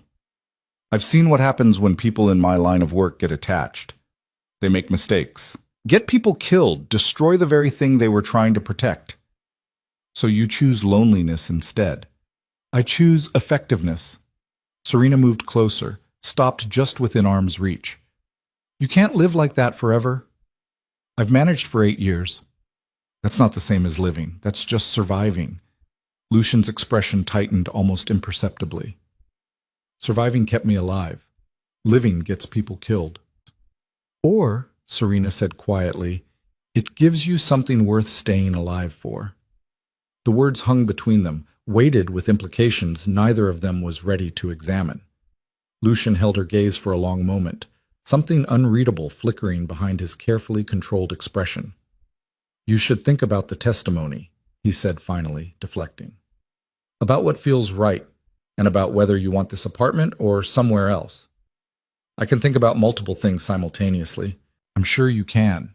He moved toward the door. I have meetings this afternoon.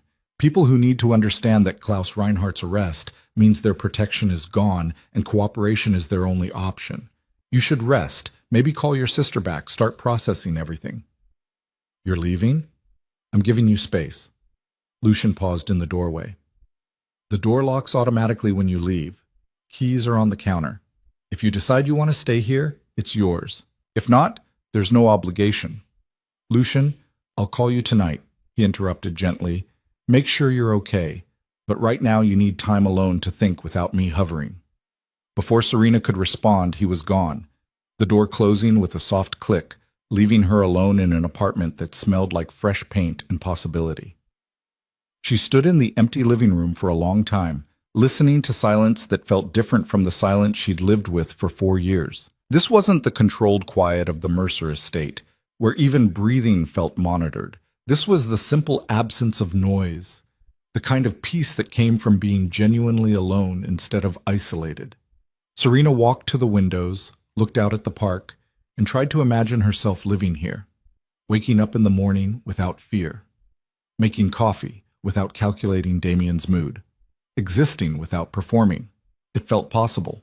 Terrifying, but possible. Her phone buzzed. Emma again, the 17th unanswered call. Serena stared at her sister's name on the screen, then made a decision. She answered. Serena, thank heavens. Emma's voice was tight with worry. I've been calling all day. Are you okay? Where are you? I'm fine. I'm safe.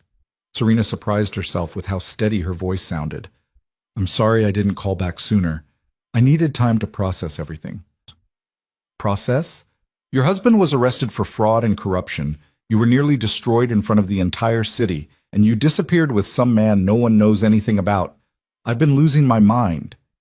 The man you're talking about is the reason I'm alive and not in federal custody myself, Serena said quietly.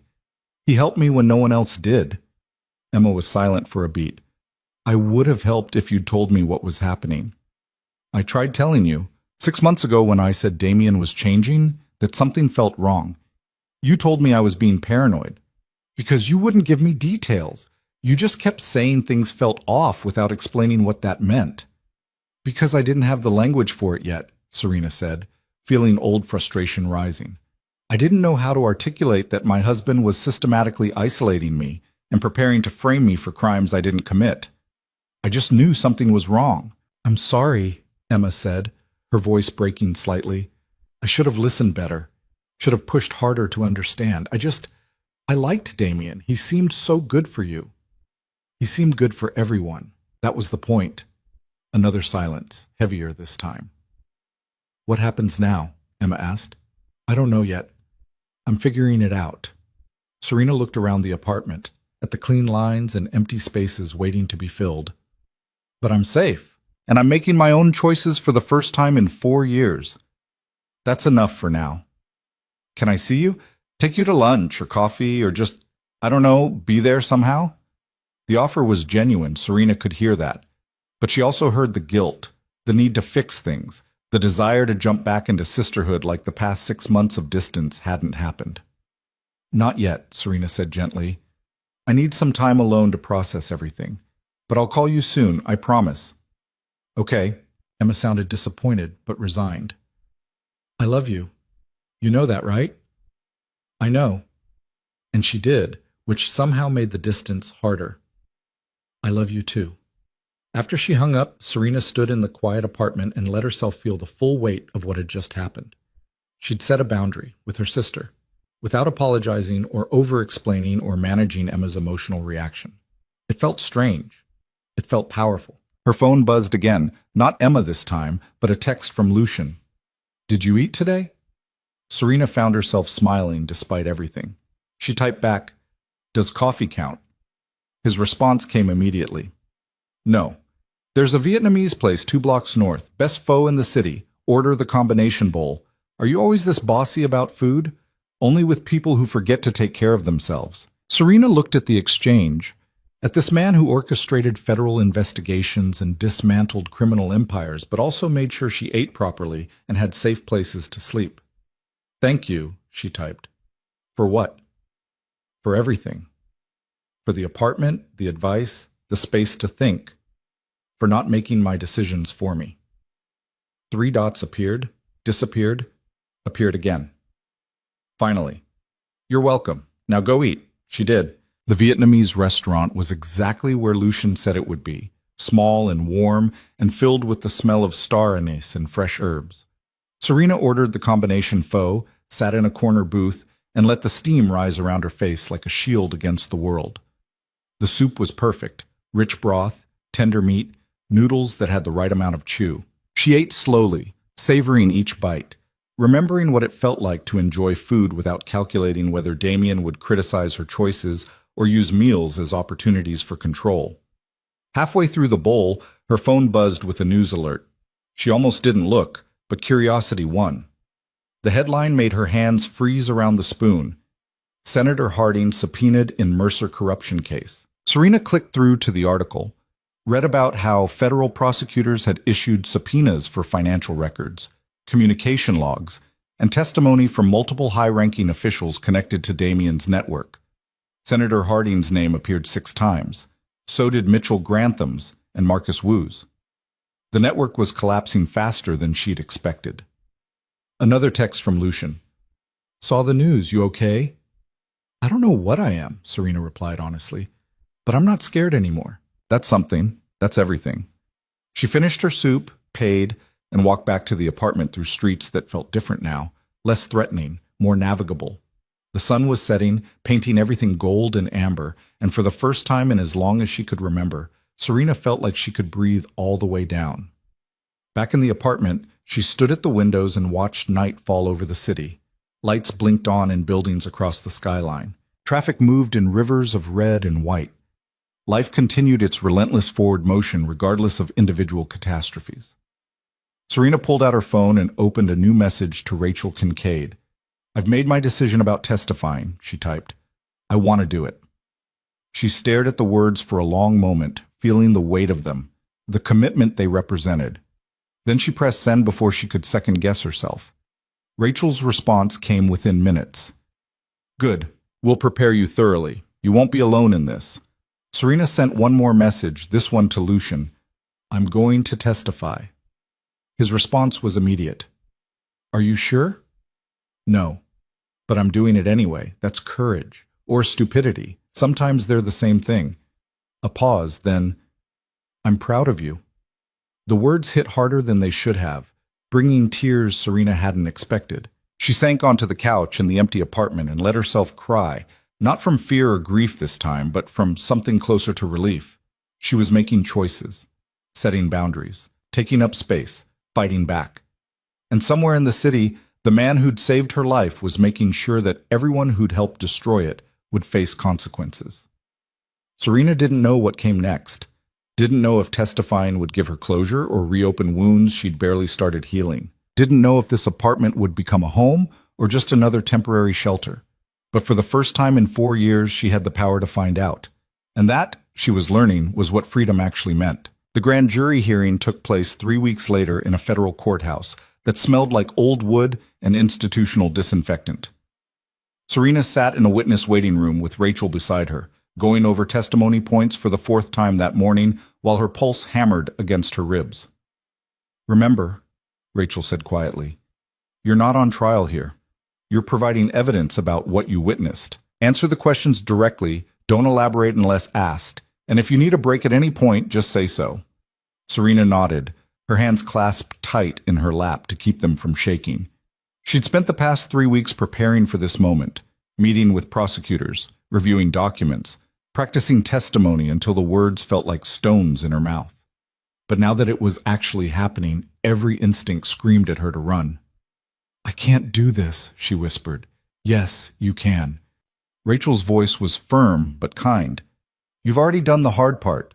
You survived. You gathered evidence. You chose to fight back.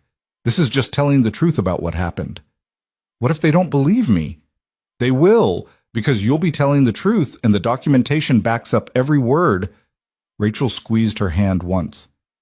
"You're stronger than you think, Serena." The door opened. Assistant U.S. Attorney Jennifer Morrison appeared, her expression professionally neutral. "We're ready for you, Ms. Hale." Serena stood on legs that didn't feel entirely solid. Rachel walked with her to the hearing room door, then stopped.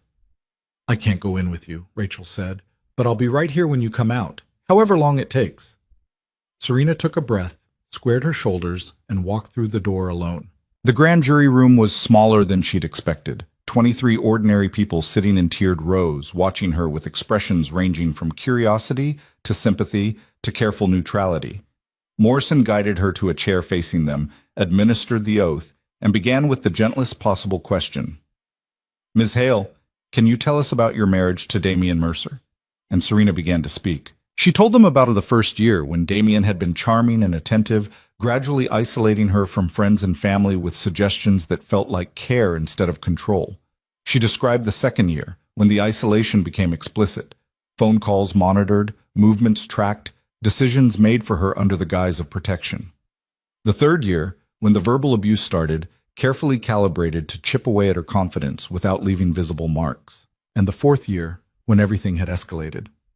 "He started bringing documents home," Serena said, her voice steadier than she'd expected.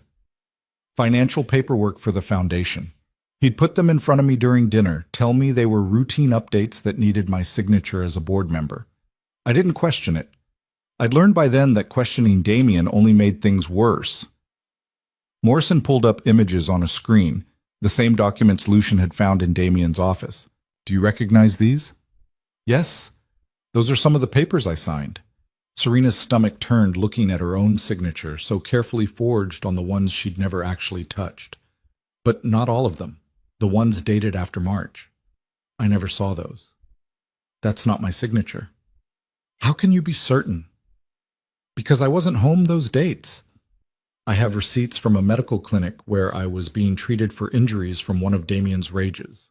The words came out flat, factual. She'd practiced this part until the emotion drained away, leaving only truth. "He fractured 2 of my ribs. I told the hospital I fell downstairs." Murmurs rippled through the grand jury. Morrison's expression remained professionally neutral, but something in her eyes softened. "Ms. Hale, did you ever witness your husband meeting with Klaus Reinhardt?" "Yes, 3 months before his arrest." Serena described the late-night meeting, the argument about timing, Grantham and Senator Harding's presence. She recounted every detail she could remember, her voice growing stronger as she realized the grand jury was listening. Really listening, not dismissing or doubting or suggesting she'd misunderstood. The testimony lasted 4 hours. Morrison walked her through meeting after meeting, document after document, building a comprehensive picture of conspiracy that extended far beyond Damien's individual crimes. By the time they finished, Serena's throat was raw and her hands were shaking, but something inside her felt lighter. She'd told the truth, all of it, and they'd believed her. When Morrison finally said, "Thank you, Ms. Hale, you're dismissed," Serena walked out of that hearing room with her head up and her shoulders back, feeling like she'd reclaimed something essential that Damien had spent 4 years trying to destroy. Rachel was waiting exactly where she'd promised. "How do you feel?" "Exhausted," Serena admitted.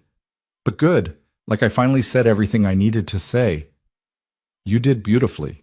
Morrison told me they'll likely vote to indict all 4 co-conspirators based on your testimony and the supporting evidence." The weight of that settled over Serena, not heavy, but substantial. Her words were going to have consequences, real, lasting consequences for people who'd helped Damien build his empire of lies. "What happens now?" she asked. "Now we wait for the indictments. Then trial preparation begins." Rachel guided her toward the exit. "But that's months away. Today, you rest. You've earned it." Outside the courthouse, Lucian was waiting beside his car, looking exactly as he always did, controlled, watchful, radiating quiet danger. His eyes found Serena's immediately, scanning her face for signs of damage. "You okay?" he asked. "I am," Serena said, surprised to realize it was true. "I really am." Something shifted in his expression. Relief, maybe, or pride. "Good. Let's get you out of here before the media finds out you testified." They drove through the city in comfortable silence, Serena watching the buildings blur past while her mind processed what she'd just done. She'd stood in front of strangers and spoken about the worst moments of her life, had answered invasive questions about abuse and control and systematic destruction, had provided the evidence needed to ensure that everyone who'd enabled Damien would face justice, and she'd survived it. "Thank you," she said quietly. Lucian glanced at her. "For what? For believing I could do this, for not pushing when I wasn't ready, for being here when I came out." "I told you I would be." "I know, but people say things they don't mean all the time. You're different." His hands tightened slightly on the wheel. "I don't make promises I can't keep." "I'm learning that."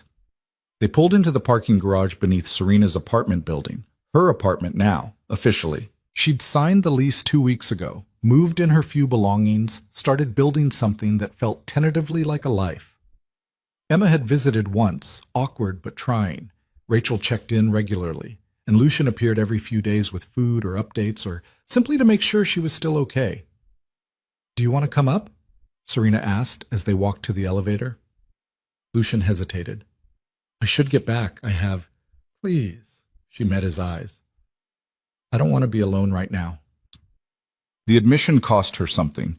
Serena had spent weeks practicing independence, learning to exist without needing someone else's presence to validate her existence. But today, after 4 hours of testimony and emotional excavation, she genuinely didn't want to sit alone in her apartment processing everything. And she wanted Lucian's company specifically. "Okay," he said quietly. Upstairs, Serena made coffee while Lucian stood at the windows looking out at the park where autumn leaves were starting to turn gold and crimson. The silence between them was comfortable, familiar, weighted with things neither had named yet. "Morrison thinks the grand jury will indict all 4, Serena said, handing him a cup. "Grantham, Harding, Wu, and Caruso." "They will." Lucian accepted the coffee. "Your testimony was the final piece they needed. Combined with the financial evidence and Reinhardt's cooperation from Berlin, the case is airtight." "Reinhardt's cooperating?" "Extensively. Turns out facing 20 years in a German prison makes people very willing to discuss their American business partners." A cold smile crossed his face. "He's provided documentation of every transaction, every meeting, every illegal scheme Damien's network facilitated. It's comprehensive enough to destroy careers across 3 countries. Serena absorbed this, feeling something fierce and satisfied settle in her chest. "Good." "Yes," Lucian agreed, "it is." They drank their coffee in silence for a moment before Serena spoke again. What happens to you after this? What do you mean? When the trials are over and everyone's been convicted and justice has been served, what do you do?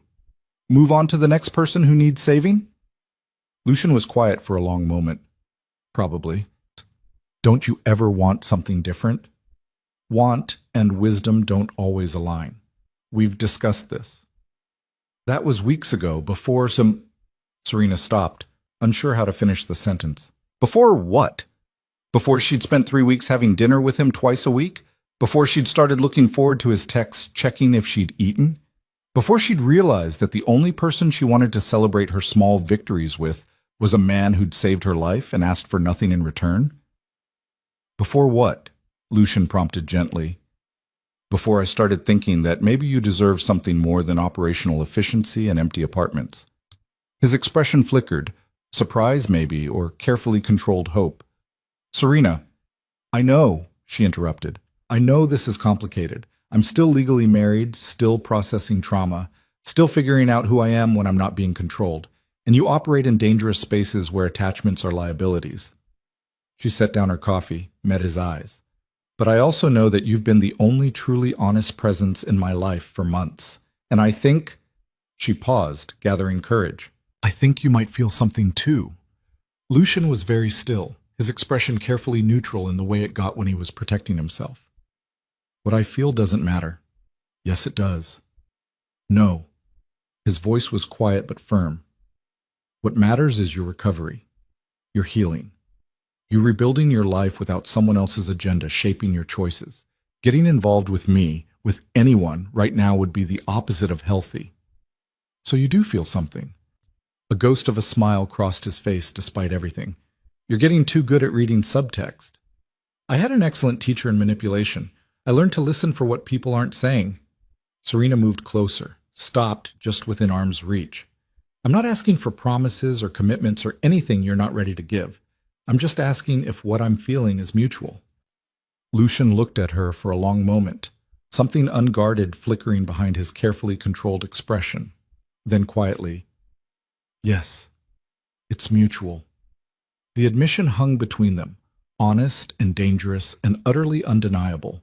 Serena felt her heart rate spike, felt the magnetic pull of proximity, felt the desire to close the distance between them and see what happened. But Lucian stepped back. Which is exactly why we can't act on it, he said firmly. Not now. Not while you're still in crisis mode and rebuilding from scratch. You need time to discover who you are, independent of anyone else's influence, including mine. Serena wanted to argue, wanted to point out that she was capable of making her own decisions and knew what she wanted. But beneath the disappointment was recognition that he was right.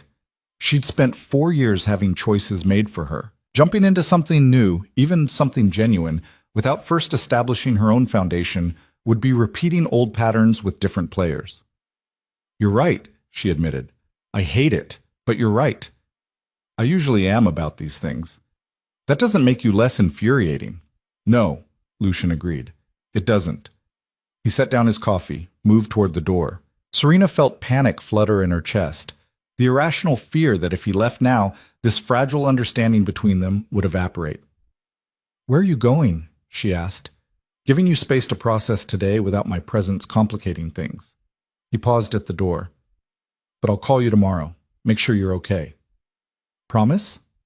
Promise.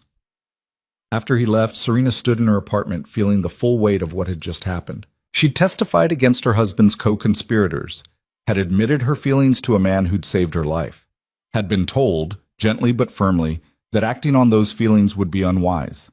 And somehow, despite the rejection, she felt more respected than she had in years. Because Lucian hadn't taken advantage of her vulnerability, hadn't used her admitted feelings to gain influence or control, had instead prioritized her long-term well-being over short-term gratification. That was care. Real, honest care that didn't demand anything in return. Serena pulled out her phone and sent him a text. Thank you for being honest, and for caring enough to say no. His response came quickly. Always. Now eat something and get some rest.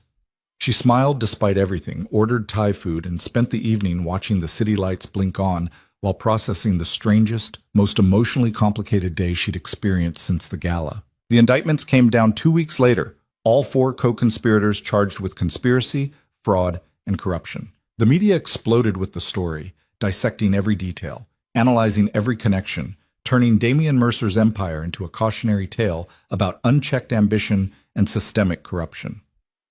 Serena watched the coverage from her apartment, Lucian beside her on the couch, both of them drinking coffee and witnessing the final collapse of everything Damian had built. Senator Harding resigned this morning, Lucian observed as a news anchor discussed political fallout. Grantham's been disbarred pending trial. Marcus Wu's company lost 3 major contracts. And Vincent Caruso. He smiled coldly. Caruso's trying to negotiate a plea deal by offering testimony against everyone else. Will it work? Probably get him reduced charges. But his career in politics is over either way. Lucian glanced at her. How do you feel watching this? Serena considered the question seriously. Satisfied. Maybe a little sad that it took this long and this much damage. But mostly just satisfied that they're finally facing consequences. That's healthy. Is it? Yes. You're not celebrating their destruction or fixating on revenge. You're just acknowledging that accountability matters. He paused. That's growth. The trial date was set for 6 months later, plenty of time for both sides to prepare, for media interest to intensify, for Serena to continue the work of rebuilding her life piece by piece. She started therapy with the trauma specialist Rachel recommended, reconnected with friends she'd lost contact with during her marriage, took a part-time job at a women's shelter, using her experience to help others recognize the signs of abuse she'd missed in herself. And slowly, carefully, she started becoming someone she actually recognized. Emma visited more regularly, their relationship healing in fits and starts. Her sister had apologized properly, without excuses or deflection, and was making genuine effort to understand what Serena had survived. It wasn't perfect, but it was real. Lucian remained a constant presence, though carefully boundaried. He checked in regularly, provided updates on the case, took her to dinner once a week in restaurants where they could talk without the weight of everything else pressing down. But he never pushed for more, never leveraged her admitted feelings, never treated their relationship as anything other than friendship built on mutual respect. It should have been frustrating. Instead, it felt safe. 6 months passed faster than Serena expected. The trial began on a cold January morning, the courthouse surrounded by media vans and protesters and people with opinions about guilt and justice and whether powerful people ever truly faced consequences. Serena testified on the 4th day, not before the grand jury this time, but in open court, with cameras recording and journalists documenting every word. Damian's lawyer tried to paint her as vindictive and unstable, tried to suggest she'd fabricated evidence or misremembered events. But Rachel had prepared her well, and the documented evidence backed up every word. Serena sat on that witness stand for 6 hours, answering questions with steady composure, watching Damian's face across the courtroom as his lawyer's strategy crumbled under the weight of truth. He looked smaller than she remembered, diminished by prison jumpsuit and circumstances, stripped of the polish and charisma that had fooled so many people for so long. When Morrison asked her final question, Ms. Halle, do you have any doubt about what you witnessed and experienced? Serena looked directly at Damian and answered clearly, none whatsoever. The jury deliberated for 3 days. When they returned with guilty verdicts on all counts, fraud, embezzlement, money laundering, conspiracy, Serena was sitting in the gallery between Rachel and Lucian, watching justice finally, conclusively arrive. Damian Mercer was sentenced to 23 years in federal prison. Mitchell Grantham got 15. Senator Harding received 12, though her political career had already ended in disgrace. Marcus Wu negotiated down to 8 years through cooperation. And Vincent Caruso, who testified against everyone else, received 5 years in permanent exile from politics. Outside the courthouse after sentencing, reporters swarmed with questions. Rachel handled them with professional efficiency while Lucian guided Serena to his car through a side exit, shielding her from cameras and microphones. How do you feel? He asked once they were safely away. Serena thought about it seriously. Like I can finally breathe all the way down, like the weight I've been carrying for years just lifted. That's closure. Is it always this exhausting? Usually. Lucian navigated through downtown traffic. But it gets easier. The weight stays gone. You learn to live without it. They drove to Serena's apartment in comfortable silence. Inside, she made coffee out of habit. Then they stood at the windows, watching the city continue its relentless motion while everything else settled. "What happens now?" Serena asked quietly. "Now you decide what kind of life you want to build." Lucian set down his cup. "The legal battles are over. Damien's in prison. His co-conspirators are facing consequences. You're free to become whoever you want to be." "And you?" He was quiet for a long moment. "I have other cases, other people who need help navigating systems that failed them." "So you just leave? Move on to the next crisis?" "That's the job." Serena turned to face him fully. "What if I asked you to stay?" Lucian's expression flickered, carefully controlled hope fighting with habitual caution. "Serena, I know what you're going to say, that I need more time, that getting involved would be complicated, that attachments create vulnerabilities." She moved closer. "But it's been 6 months. 6 months of therapy and growth and learning to exist independently. I know who I am now, and I know what I want." "What do you want?" "A chance to see if this—" She gestured between them. "If what we both feel is something real or just trauma bonding and proximity. And if it's the latter, then we figure that out together like adults. But I think—" Serena paused, gathering courage. "I think it's more than that. I think you've been keeping your distance because you're scared of what happens if you stop." Lucian was very still, his dark eyes searching her face for something. "You're right, I am scared." The admission landed between them, honest and vulnerable and completely unexpected. Serena felt her heart rate spike. "Of what?" she asked gently. "Of caring about someone enough that losing them would destroy me. Of making mistakes because my judgment's compromised by feelings. Of becoming the thing I've spent years avoiding, attached, vulnerable, dependent on someone else's presence to feel complete." He paused. "I've built my entire life around being untouchable.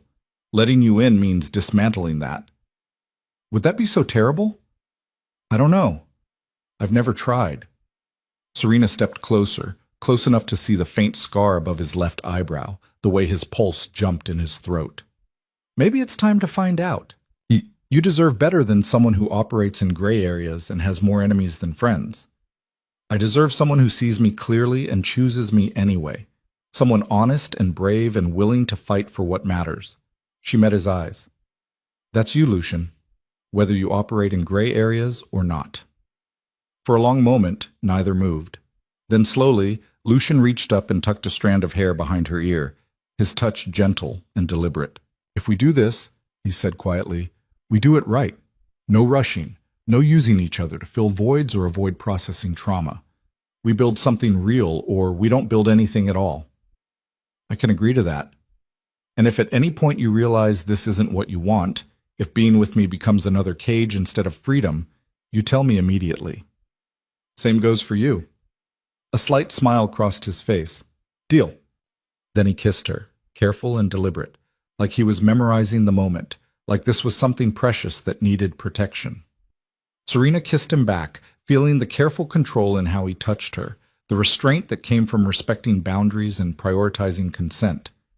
It felt nothing like Damien's possessive demands. It felt like choice. When they pulled apart, Lucian rested his forehead against hers, breathing carefully. "We should take this slow." "Probably," Serena agreed. "I mean it." "I know," she smiled. "But we can take it slow starting tomorrow. Tonight, I just want to sit here and not feel alone." "I can do that." They settled onto the couch, Serena leaning against Lucian's chest while he wrapped one arm around her shoulders, both of them watching the city lights blink on as evening settled over the skyline. It felt comfortable and new simultaneously, the beginning of something they'd both been avoiding acknowledging. "Thank you," Serena said quietly. "For what?" "For saving my life, for giving me the tools to save myself. For being patient while I figured out who I was." She paused. "For being honest when honesty was harder than lying." Lucian's arm tightened slightly around her. "You did the hard work. I just provided support." You provided more than that. You provided hope when I'd forgotten what that felt like. They sat in comfortable silence while darkness deepened outside, and the apartment filled with the kind of peace Serena had spent years believing was impossible. Her phone buzzed. Emma, checking in like she'd been doing regularly since the trial ended. Serena responded quickly, promising to call tomorrow, then set the phone aside. Your sister's trying, Lucian observed. She is. We're getting there. Serena shifted to look at him. What about you? Any family you've reconnected with? No. That bridge burned years ago. He said it matter-of-factly, without self-pity. But I've built something else. People I trust. Allies who've become friends. It's not traditional family, but it works. Will you introduce me to them? Eventually, when you're ready to meet people who operate in the same gray area as I do. I think I'm tougher than you give me credit for. I know exactly how tough you are. That's not the question. Lucian looked down at her. The question is whether exposing you to my world serves your healing or compromises it. Let me make that call. Fair enough. More silent, comfortable and weighted with possibilities. Serena felt exhaustion creeping in, the good kind that came from resolution instead of fear. Stay tonight? She asked quietly. Lucian hesitated. Serena, not like that, just stay. Sleep on the couch or in the guest room. I just don't want to wake up alone after today. Understanding flickered across his face. Okay, I can do that. Thank you. He did stay. Slept in the guest room after making sure Serena was settled, after checking the locks and security system with the kind of thoroughness that came from professional paranoia. And when Serena woke in the middle of the night from a nightmare about courtrooms and cameras, Lucian appeared in her doorway within seconds, somehow knowing she needed presence without her having to ask. He sat on the edge of her bed, one hand covering hers, until her breathing steadied and the panic receded. I'm okay, Serena whispered. I know, but I'm staying until you fall back asleep anyway. And he did. Weeks passed, then months. Serena and Lucian built something careful and deliberate, dinners and conversations, slowly increasing trust, learning each other's boundaries and histories. He introduced her to his network of allies, people who operated in shadows but followed their own codes of ethics. She brought him to family dinners with Emma, watching him navigate normal social situations with the same strategic precision he applied to everything else. It wasn't perfect. They had arguments about risk and transparency and how much of Lucian's work Serena should be exposed to. Had moments when old trauma surfaced and made intimacy difficult. Had to consciously work against patterns they'd both developed during years of survival. But it was real. And it was theirs. A year after Damien's sentencing, Serena stood in a conference room downtown, signing final divorce papers that made her freedom legal and absolute. Rachel had negotiated a settlement that gave Serena significant assets, money Damien had tried to hide, properties purchased with stolen funds, investments made with corruption's proceeds. What are you going to do with it? Rachel asked. Serena had already decided. Start a foundation, a real one this time, helping domestic abuse survivors rebuild their lives, housing assistance, legal support, therapy funding, everything I needed and couldn't access. That's perfect, Rachel smiled. You're going to help a lot of people. I hope so. Outside the lawyer's office, Lucian was waiting beside his car, looking exactly as he had the night they'd met. Controlled, watchful, radiating quiet danger. But now Serena knew what existed beneath that exterior. Knew the scars and the softness, the strategic mind and the unexpected kindness, the man who'd chosen to weaponize his survival into salvation for others. How do you feel? He asked. Free. Serena looked at the divorce papers in her hand, then at the man who'd helped her reclaim her life. Actually genuinely free. Good. He opened the car door. Where to? Somewhere we can celebrate properly. Somewhere that serves excellent wine and doesn't ask questions about what we're celebrating. Lucian smiled, the real smile she'd learned to recognize, the one he reserved for moments when his careful control could slip without consequence. I know exactly the place. They drove through the city as evening settled, traffic thinning, lights beginning to blink on across the skyline. Serena watched the familiar streets blur past and felt something settle in her chest, peace that came from choices made freely and futures built deliberately. I love you, she said quietly. Lucian's hands tightened on the wheel for just a second. Then carefully, I love you too. The words were simple, but weighted with everything they'd both learned about trust and vulnerability and choosing connection despite risk. Serena reached across the console, laced her fingers through his, felt the familiar scars on his knuckles that spoke of violence transformed into protection. Thank you, she said. For what? For seeing me when I was invisible. For believing I was worth saving. For giving me the tools to save myself and then stepping back to let me use them. Lucian brought her hand to his lips, kissed her knuckles gently. You saved yourself. I just made sure you had the space to do it. We saved each other, Serena corrected. You gave me freedom. I'm giving you connection. Fair trade. More than fair. They pulled into a parking garage beneath a restaurant Serena didn't recognize. Upscale but quiet. The kind of place where people came for privacy instead of spectacle. Inside, they were led to a corner table with windows overlooking the river, city lights reflecting on dark water like scattered diamonds. Over wine and dinner, they talked about the foundation Serena was building, about Lucian's current case helping a journalist expose corporate fraud, about the life they were constructing together piece by careful piece. I have something for you, Lucian said as dessert arrived. He pulled a small box from his jacket pocket, slid it across the table. Serena opened it to find a key. Simple, silver, no markings. What's this? She asked. To my loft, the original safe house where I first took you. His dark eyes met hers. I want you to have access, not because I'm asking you to move in or making assumptions about our future, just because you should know you're welcome in my space, that there are no locked doors between us unless you choose to lock them.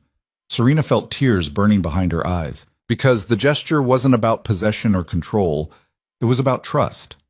About Lucian, who'd spent 8 years keeping everyone at arm's length, choosing to let her in completely.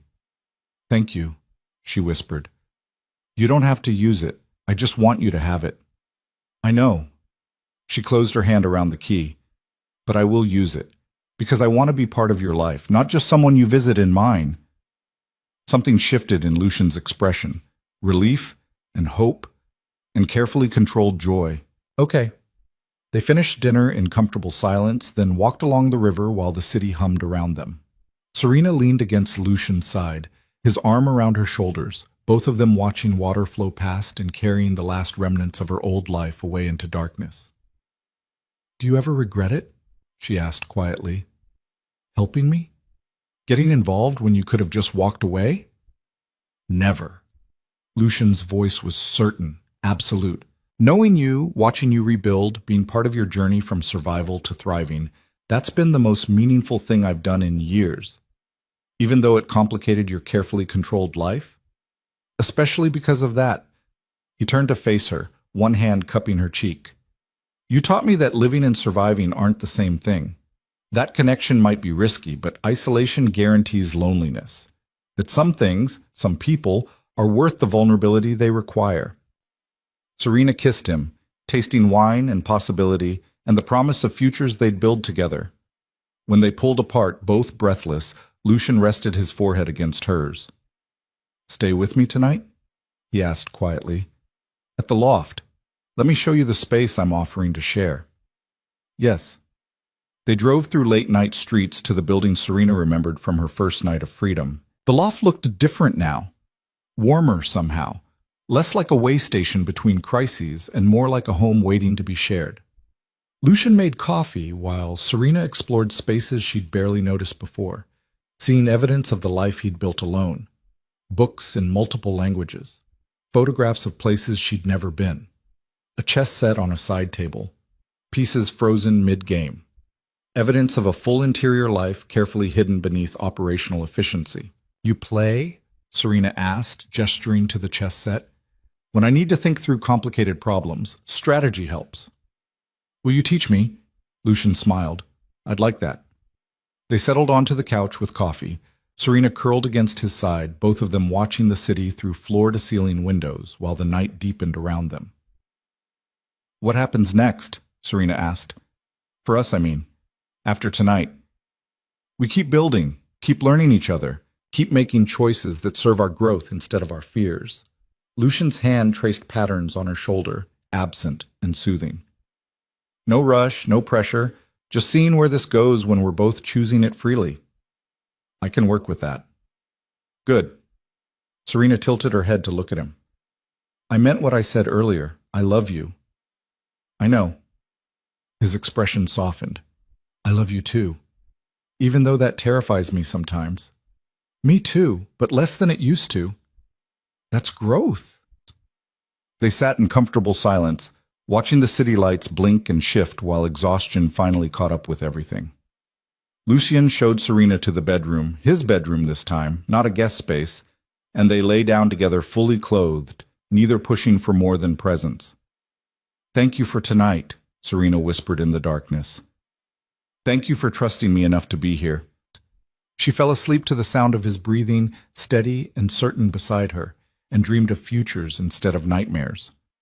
Morning came with pale light and the smell of coffee. Serena woke alone in Lucian's bed, found him in the kitchen already dressed and making breakfast with the same careful efficiency he applied to everything. Good morning, he said, handing her a cup. Morning. She accepted it, kissed him gently. What's the plan for today? Whatever you want. I cleared my schedule. Just for me? Yes. Serena felt warmth spread through her chest. Then I want to spend the day doing absolutely nothing important, walking through the city, finding good coffee, maybe visiting that park near my apartment, just existing together without agendas or timelines. I can do that. And they did. Spent the entire day moving through the city like ordinary people without crises to manage or battles to fight. Had lunch at a cafe where nobody recognized them. Walked through the park where leaves were turning brilliant colors and children played on swings. Existed in the simple present tense of two people choosing each other deliberately. By evening, Serena felt something settle inside her, peace that came from futures built intentionally instead of survived desperately. She looked at Lucian beside her on a park bench, his hand covering hers, and realized with sudden clarity that this was what freedom actually meant. Not the absence of connection, but the ability to choose it. Not isolation masquerading as independence, but genuine partnership built on mutual respect. Not surviving alone, but thriving together. I'm happy, she said quietly, surprised by the truth of it. Lucian turned to look at her, something soft and unguarded in his expression. So am I.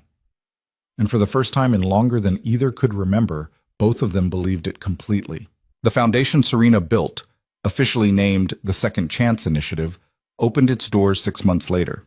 The ceremony was small, intimate, attended by people who'd supported her journey from destruction to reconstruction. Emma gave a speech about resilience. Rachel talked about the importance of systemic support for abuse survivors. And Lucian stood in the back, watching Serena address the crowd with confidence and purpose, seeing the woman she'd become when given space to grow. Later, after everyone left and the building was quiet, Serena and Lucian stood in the empty lobby surrounded by resources that would help hundreds of people rebuild their lives. You did it, Lucian said quietly. Turned your pain into purpose. We did it, Serena corrected. None of this would exist without you. I just provided tools and strategy. You provided the vision and courage. We're a good team. Yes, Lucian agreed. We are. Serena turned to face him fully, taking both his hands. I have something to ask you. His expression flickered with carefully controlled hope. What? Move in with me. Properly. Not just visiting or using keys or sleeping over sometimes. Actually share a life together. She paused. I know it's fast. I know we said we'd take things slow. But it's been almost 2 years since that gala, and I know what I want. I want to wake up with you every morning. Want to build something real instead of just surviving separately. Want you to stop keeping emergency exits open just in case. Lucian was quiet for a long moment, his dark eyes searching her face. Are you sure? Completely. Living with me means living with everything I do. The cases, the risks, the people who might come looking for revenge. I know, and I'm choosing it anyway. Serena squeezed his hands. You chose me when I was at my lowest. Let me choose you at your most real. Something cracked in Lucian's carefully controlled expression. vulnerability and hope, and the beginning of trust that went deeper than strategy. Okay? Okay? Yes. Let's do this. Build something real together. Serena kissed him, tasting coffee and promise, and the future they'd both been too scared to reach for until now. When they pulled apart, both breathless, Lucian held her close and whispered against her hair, I love you, even though it terrifies me. Even though I don't know how to do this perfectly. I love you. I love you too. Imperfections and all. They stood in the quiet foundation lobby, two people who'd found each other in darkness and chosen to build light together, and felt the weight of everything they'd survived transform into strength for everything they'd create. Outside, the city continued its relentless motion, people living and struggling and rebuilding, systems failing and succeeding, justice arriving slowly but arriving nonetheless. And somewhere across town, in a federal prison, Damian Mercer sat in a cell paying the price for crimes he'd thought would never catch up with him. But Serena wasn't thinking about him anymore. She was thinking about futures and foundations, and the man whose hand fit perfectly in hers, whose scars matched her own, whose choice to see her when she was invisible had changed everything. Ready to go home? Lucian asked. Serena looked at him. This man who'd saved her life by teaching her to save herself, who'd given her freedom and then space to use it, who'd chosen her every day in small, deliberate ways that added up to love. Yes, she said, let's go home. And they did, together.